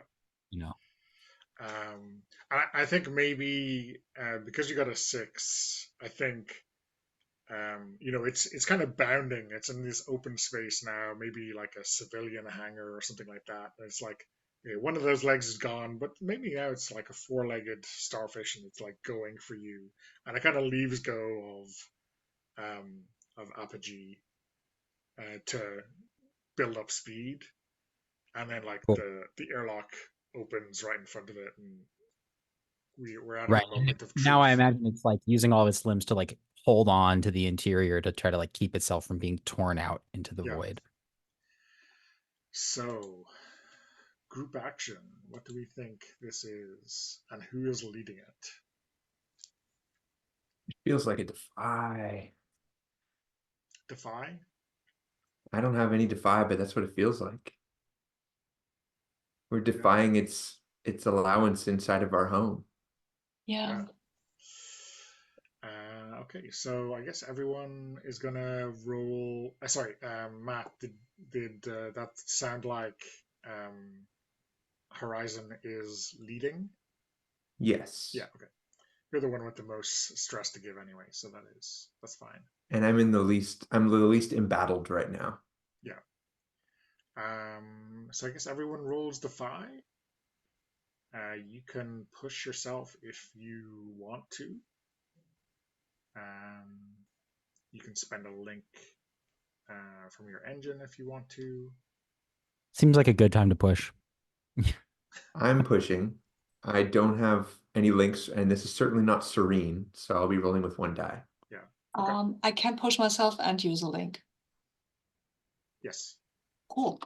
And I still have 1 stress left. That's fine, right? Yeah, that's fine. Fine. I've got 3 dice. I think I'm also gonna do that combo. I'm gonna push and link, Awesome. which means I'll be rolling with 2 dice.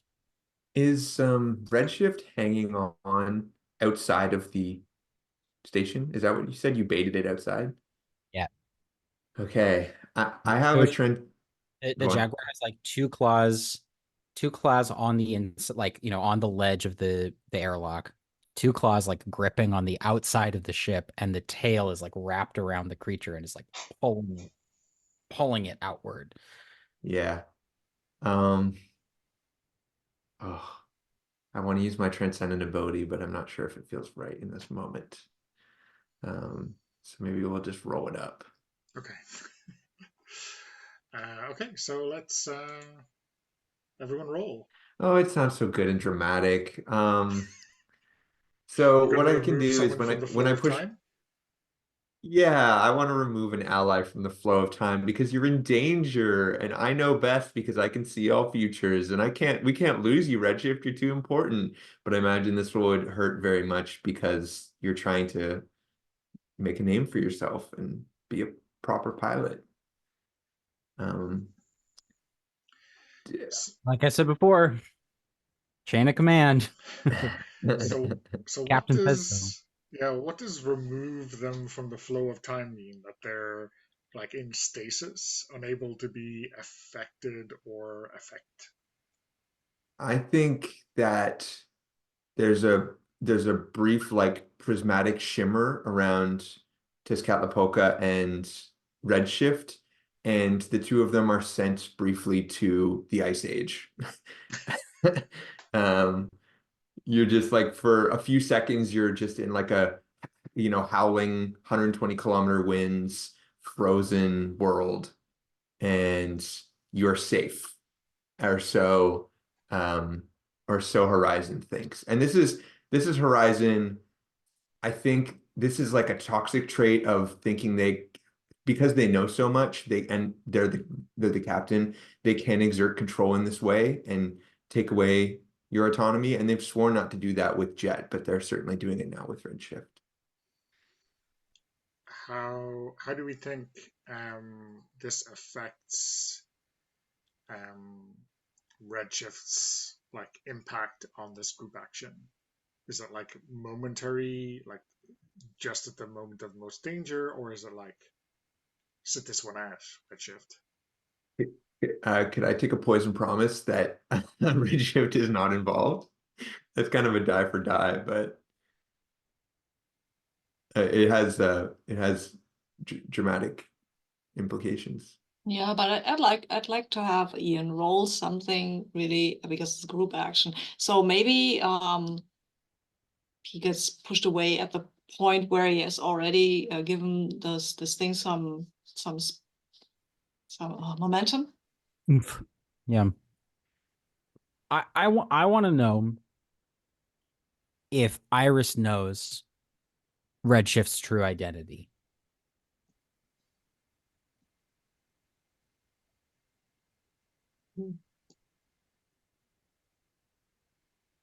The general public does not, but you're the captain. I want to say no, unless you really want me to say yes. I think it's delicious if not.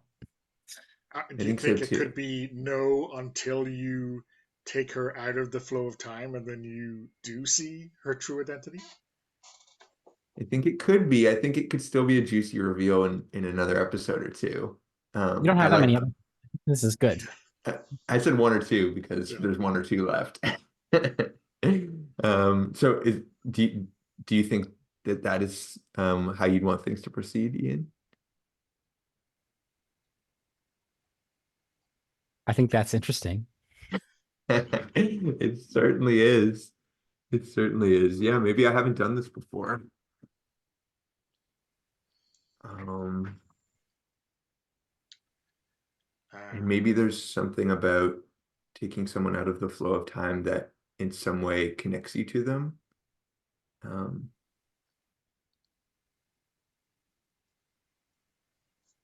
so I guess first we should figure out because Redshift has done the setup, and I think it's most fictionally interesting if Iris like removes your ability to be effective here, because I feel like that's a big breach of like your agency, and like I think that's cool, but only with your permission as Ian. I'll tell you what.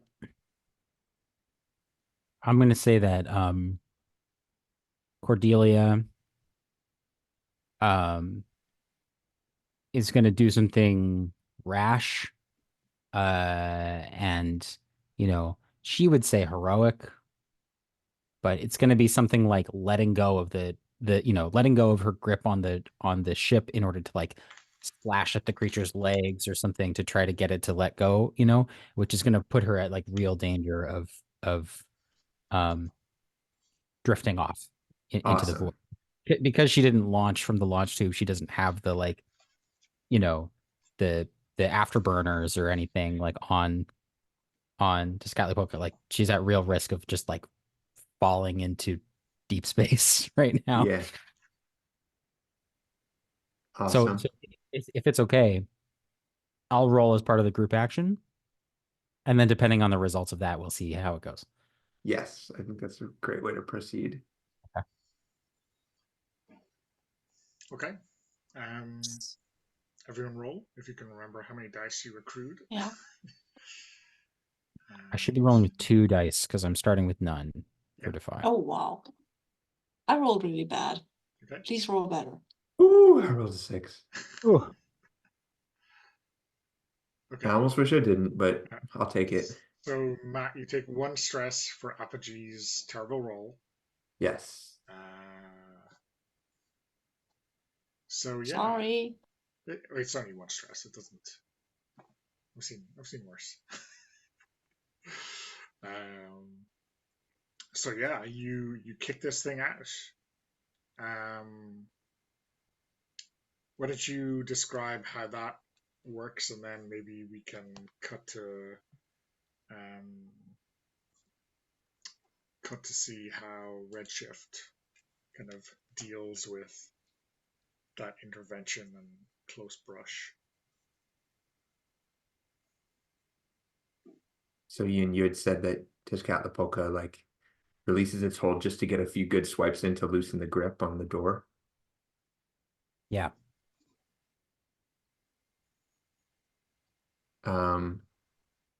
This could be Jet, Jet is firing like, lasers, rockets, things into it. It's like not letting go, right? And so I'm like continuing to like, try to loosen its hold however I can. Yeah, this could be a cool sync move where Jet has been firing rockets and then it's like sustaining a laser cannon um and Horizon steps up next to Jet and like the like lays the mech's hands on your shoulders and like the laser is infused with like rainbow prismatic light and like is like just blasts open into a myriad of colors and melts away a bunch of the limbs. What do you think, Sabine? Yeah, I like it. Cool. We put our mech's power sources together for a moment. Oh, that's cool. Yeah. I like that. I think with enemies who are blind, having bright as a mech's specialty is sometimes a little hard to describe how that I was thinking helps. the same when I went with a rainbow prismatic theme. I was like, gonna have to get creative here. And maybe as redshift is falling, there's a brief shimmer, and instead of going to the Ice Age, I think that it might be nice if in this moment of like connection, like our spirits touch for a second in order for me to be able to like send you to another place. And I think that in the moment that like we brush and I feel this familiar presence that I grew up alongside, I think my conscious thinking mind doesn't really register it, but my subconscious sends you somewhere that you would really want to go and really want to see, even if it's only for a few seconds. And I wonder where that is or when that is. Yes. Yeah, it's listen, this is a game that's inspired by anime. Mhm. We're gonna do some anime stuff right now, which is that I think, I'm making some decisions about our timeline here. But I think that Iris and Cordelia, at one point, maybe this is like a place that I've already been that I want to return to, or like, something that I wish could have been. I think that this is like the upper atmosphere of a planet that is like a blue green garden world, and Tezcatlipoca is like breaking up on reentry. Like the bits of it are just kind of like falling apart, leaving only Redshift, who is falling from orbit. And she is like looking up because she's falling head first. So she's looking up at the planet and she can see Cordelia and Iris as children, like in, catching fireflies or something, you know, doing kid stuff, having a childhood. Well, looking up at a shooting star, right? Making a Yeah, wish. exactly looking up at the Nice. shooting star. Oh, that's cute. I like it. And and then like faster and faster and faster towards the surface of the planet, and then black, right? Like back to reality. Yeah, the black is probably like this like creature getting one last like lash at Tezcatlipoca or something, or like just knocking you back into this timeline. Um, as it like spirals off into the cosmos, I guess, in pieces. Oh Yeah, my God, does yeah. that mean that if it hadn't gotten that, then where you sent me would have been permanent? I don't Well, know. thank the gods / Leviathans, right? I saw it coming. I knew it was going to happen like that. So Yeah, yeah. Exactly as you've foreseen it, right? as somebody foresaw it. Right. And then this is the jaguar like extending its tail and like reeling itself back into to the to the airlock. Yeah. I think I'll grab you. I saw that something was off with the rainbow stuff, but I wasn't too sure what happened. I'll help you get back to the ship, though. Right? I mean, this wasn't saving you clearly, but still. Don't Thanks. want you to get lost out there.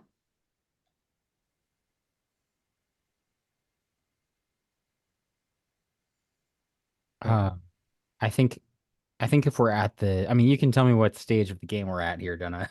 Well, the next stage of the game is Fallout from the mission, but we can definitely have like a personal scene before we get to that. Yeah. I think emergency blast doors are like sliding shut to like seal the airlock or whatever. And Cordelia is getting out of the cockpit, helmet under her arm, uh, red veil kind of like loosely or sort of hanging in a disheveled way about her shoulders, so it's like not covering her face anymore.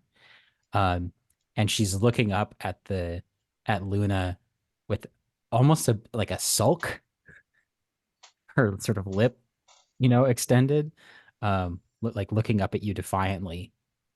Um, and she says, I didn't ask for your help. I had that covered.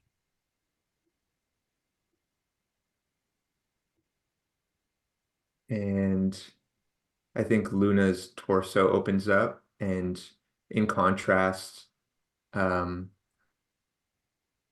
Iris descends. There's like a platform that brings her down, like silhouetted by like shimmering white light, like serene and perfectly put together.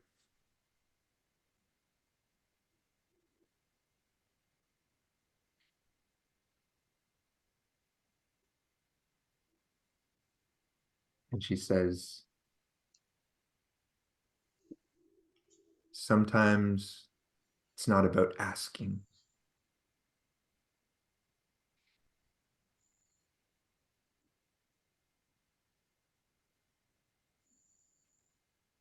Every time you go into one of those portals, you're taking your life in your hands. So you're the only person who gets to do something crazy or dangerous or put their lives on the line. Every life is on the line, Cordelia. You know that.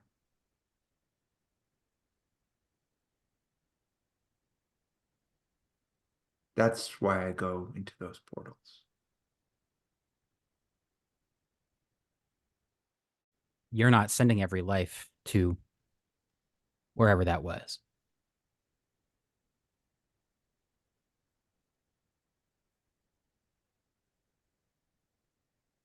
Maybe your life is a key. Maybe I need you here. I don't accept that. I'm no one. I just stepped up and was in the right place at the right time. Anyone could have been me. It is not to you to disavow prophecy.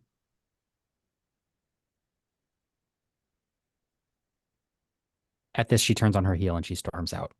As she should.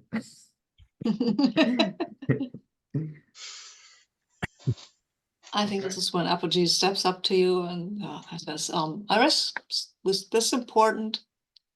And shows you the remnants of the spear. Yes, Jet. Oh, well, it served its purpose. Priceless treasure. It's not as priceless as getting that thing out of here. I suppose you have a point. I mean, that's what these things are there for. Supposedly, right? To help people, not to be pretty things standing around in a cupboard. The Archons might have something else to say about that, but Yeah, the Archon's probably gonna yell. It's fine. and Don't take it. when Iris says the Archons, she's thinking of only Serena, and Yeah. but she won't say that. Yeah. Come on, Jet. Let's get back. Yeah. You did good. Yeah, I gotta take care of my engine. Acid wasn't too good to her. And I think they walk down the hallway, and I think Iris is talking about like how well they're getting along and trying a little bit to. She never wants to push too hard, but she wants Jet to feel good about being a pilot and doing the right thing, because it will help a lot and make things a lot easier if Jet wants to stay. Yeah, and you know what? He feels that she's just she's just being phony. He doesn't think that she actually respects him. He doesn't trust that, because she's an upper class lady and friends with the Archon on first name basis probably. So he's probably just grumbling and saying stuff like, yeah, yes, sure. She's speaking in words that are not her own. Yeah, exactly. That's the point. And I think, yeah, I think she was in some way to Cordelia as well. Yeah. She was speaking with like the gravitas of that prophecy. That reminds me that I think in the middle of your that went well, and he was like, yeah, but where were you actually the whole time we were fighting? I mean, you're supposed to be the captain, that you just tell us where to go and what to hit. Yeah, it says that. That's amazing.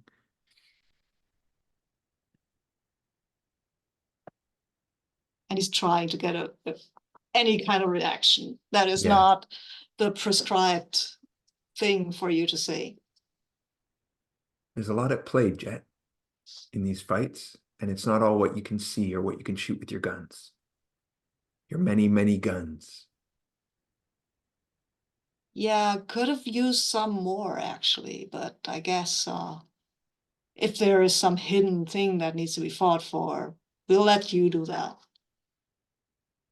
We made it in the end, didn't we? This time? This time?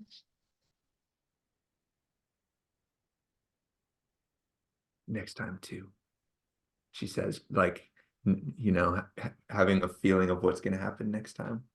And he looks at her and says, you know that there will be a last time for either of us, probably me before you. I hope not. And I think that is like one of the first real things. And he doesn't trust that. Yeah. Of course not. Says, yeah. Well, gives you a slight bump on the shoulder. If you had been in there, might turn out different in the future, but you fight your fight, I fight mine. Well, maybe I'll trust your proclamation. Seems you've got your own.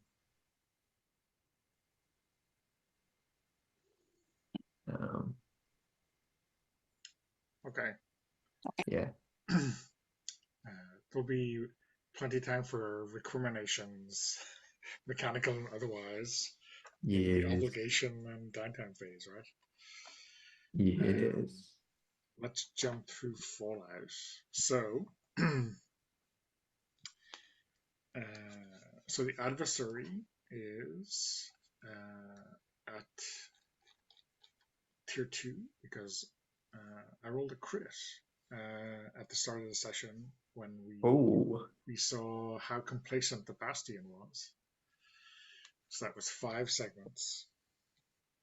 So no one's in Eclipse, so this counts for everyone. You erase all your stress, all unspent links, and reset your transcendence and armor. I'm going to roll Fallout. So that means that we reset all unspent links, means that all links are gone, or that we return them to what they were before? Erase all unspent links. Okay, yeah. So they are gone. Yeah. Cool. Well, no, but okay. Okay.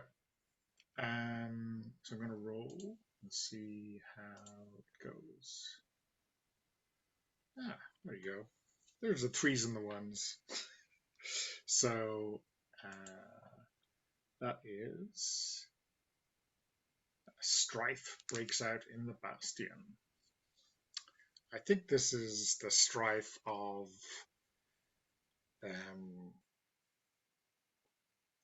the sacrilege, the destruction of the temples, of the relics. You know, some people think that the pilots and the engines haven't protected the Ziggurat, right? And there's a lot of angry people out there.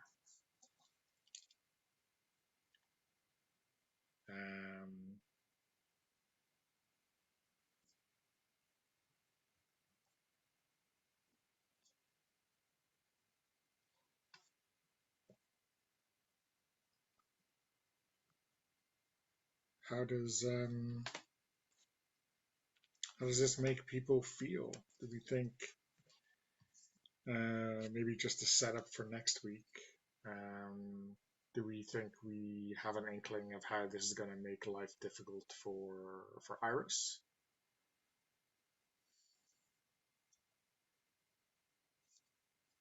I mean, being the captain doesn't usually actually mean that you get your orders followed. Or it mostly means that you're the one held responsible for everything that goes wrong. So I think it will make life difficult. My love life and otherwise. Mm-hmm. And how about for Jet? Do we think people, notice that he's the one who held the spear, or yeah, that he's one who took and destroyed the spear? Yeah, sure. The religious-minded people, they will be angry at him and demand consequences, and probably get them because, he's in no position to say, hey, fuck these things. Mm-hmm. And how about Cordelia? Do we think we see any repercussions for her? Yeah, for Cordelia, I think it's right back to the underbelly of the ship, which probably took some damage. And if this discontent is as widespread as you say, omniscient GM. I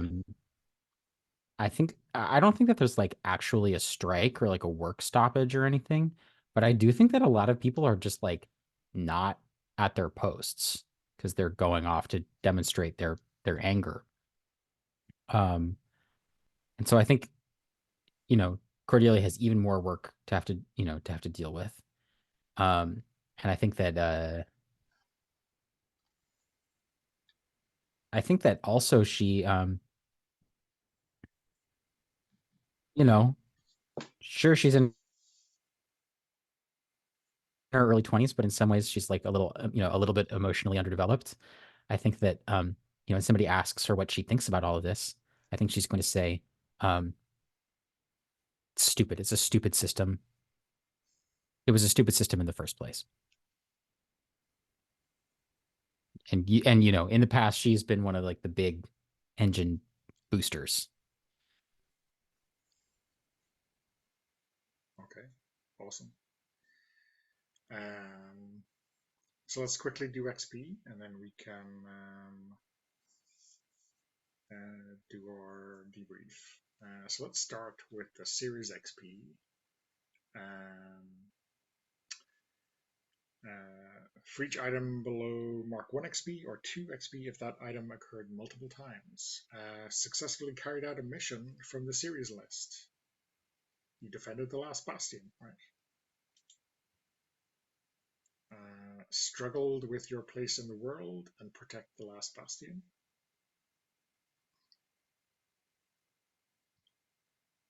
Help me understand how to do XP in Blades in the Dark. I'm usually a little lost with that.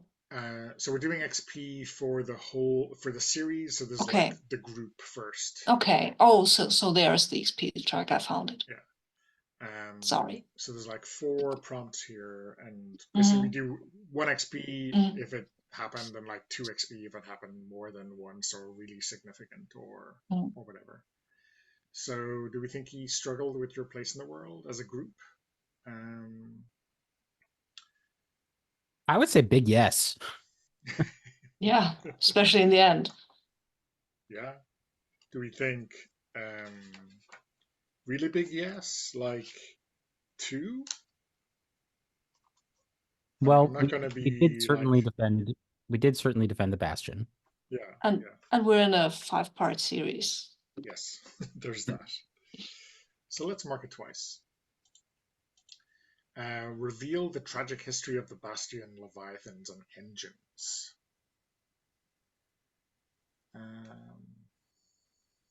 We had a little with Iris's introduction. That gave us a good look at what the Bastion's history for her part might have been, because we've seen others so far, but not her, not this, not the upper class movers and shakers stuff. Yeah. The engines were pretty cool this session. They weren't that tragic yet. And I think the Leviathans, at one point I wanted to like I sort of said a prayer to the gods who had sent these here to like learn more about them. So there's a little bit of a reaching out there, but I think we sort of went with a different poison promise, and I don't know if that was like we didn't reveal a lot of juicy bits there. But I think maybe 1. Yeah. Yeah. And express the essential nature, origin, or destiny of the group. I think for sure. Yeah. I'd be like, yeah, twice because I mean, a lot of origins. Not sure what our essential nature is, except for being slightly drama queens, right? Okay, yes, we absolutely is. Yeah. Oh my god. Okay. The other thing I need to do is kind of mark the XP for the Leviathans. The adversary track advances by 1 segment, plus 1 additional segment for the following. The adversary's agenda moved forward. I mean, taking back what you stole from the gods, I'm not sure. I mean, it nearly got somewhere important, but he stopped it, so I don't think so. I feel like that relic, I remember talking in our setup about how these relics are a way for us to connect with the powers of the past, and Yeah. this spear could represent like, throwing a spear is like intent and clarity and goals and drive, and I feel like there would a lot of people would have been like worshiping that and following Serena, and now with the loss of this thing, we might have lost a bit of our connection to the gods. Okay, yeah. So And with a it, and with lot it, there's more a sort of important than attendant, there's a sort of attendant loss of like purpose or cohesion within the congregation or something. Mhm. yeah. Sorry, Yeah. I didn't mean to speak over you, No, Donna. that's fine. I'll take the box. Yeah, I'm a lot more important than we initially maybe thought it was, right? And Good also the poison. protagonists, that's you all, came closer to their destiny. Um, fate doomed martyrs. I guess is Yeah, what we I have. think we did, Yeah, I think especially so. with the tension within the group. Yeah, I felt like everyone was ready to play recklessly to get this thing out, yeah. Yeah, except me. yeah, Okay, and then we do your XP as characters. I've checked, and it looks. I think I've got all of your because every action in that session was desperate. mhm, So I think you're up to speed on those desperate XP. mhm, Oh, thanks for that. So let's do your individual XP. mhm. For Cordelia, again, it's 1 XP wherever you want for each item, or 2 if it occurred multiple times. You address the challenge with mystery or ostentatious action. Uh, Frankly, I would say that I met all of these. Yeah, Okay. yeah, I definitely addressed a challenge with ostentatious action by popping out of an air vent and Mhm. pouncing. mhm, Uh, I would say that I did struggle. I did express my beliefs, drives, roller background of like, um, certainly of being a naive idealist. Um, I do think that I struggled with issues from my promises or obligation in the sense that, I came directly into conflict with Iris. Um, and I think that there was especially a good like, you know, um, there's like a lot of juice there, I think. Yeah. mhm, um, And I think I displayed the contents of my heart. yeah. yeah, So some number between 5 and 8, right? Uh-huh. That is completely up to you. Um, and you can put those anywhere. So you can like put 4 of them into stars and like get an extra dot, or you could like store up like I don't know. Does 8 get you fully on the playbook? Yeah, and that would give you like It would get me fully to yeah, the playbook. Yeah, let me think about that for a little bit. yeah. Okay, cool. Sabine for Jess. yeah. I think I addressed the challenge with action or aggression multiple times for sure. I expressed my beliefs, drive, role, and background. I mean, I'm an insubordinate rebel, right? Yeah, And yeah, I struggled with issues from your promises or obligation. I mean, I tried to save thingy, Redshift. yeah, I didn't precisely, or maybe I did. Who knows? It's hard to say. And I embodied my eclipse. I did not, but I displayed my the contents of my heart. I think at least in the last scene was Iris. So thanks for that, Matt. yeah. So you know, maybe 7. I don't know. Where again, wherever you want, Yeah. works for me. And Matt, how about Iris? Foresight or revelation is your key phrase here. Yeah. I I learned about the intentions of the Leviathan and sort of gave some directions around that. And then my foresight, I suppose, was that Redshift would be lost if I did not intervene. And I did address a challenge, even though we don't know if it needed to be addressed or not. Um, um, expressed your beliefs, drives, roles, or background. I was definitely a captain with a lot of troubles. We saw at the beginning, like me getting hustled in, weary from another mission. And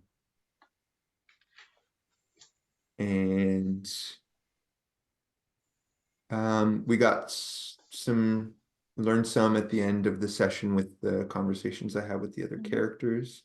I don't know if I displayed the contents of my heart. Briefly, Besides, and very obliquely, but yeah, you did. I guess the one way that I really did was the sending Cordelia to see that garden planet and see us as kids. I think Yeah. that was the most subtle way you can, but I guess I did. What is my eclipse? So you didn't eclipse, so you don't embody it unless you eclipse. So like if you push yourself with stress and you eclipse, that's a way to get more XP. Right. Oh, that sounds so good. Yeah. I'm on my way to that. Issues from your promises or obligation. I mean, I already kind of flagged the obligation, so I won't double dip, but my promise to Cordelia that I will love you always is certainly challenged. And then I don't think I really struggle with my promise to Jet yet, but we'll get there. Okay. Well, yeah, assign that XP wherever you want, and yeah, that is everything. We start next week with obligation. Your obligation's grinding you down. So yeah, let me stop the recording, and we have a quick moment for some stars and wishes.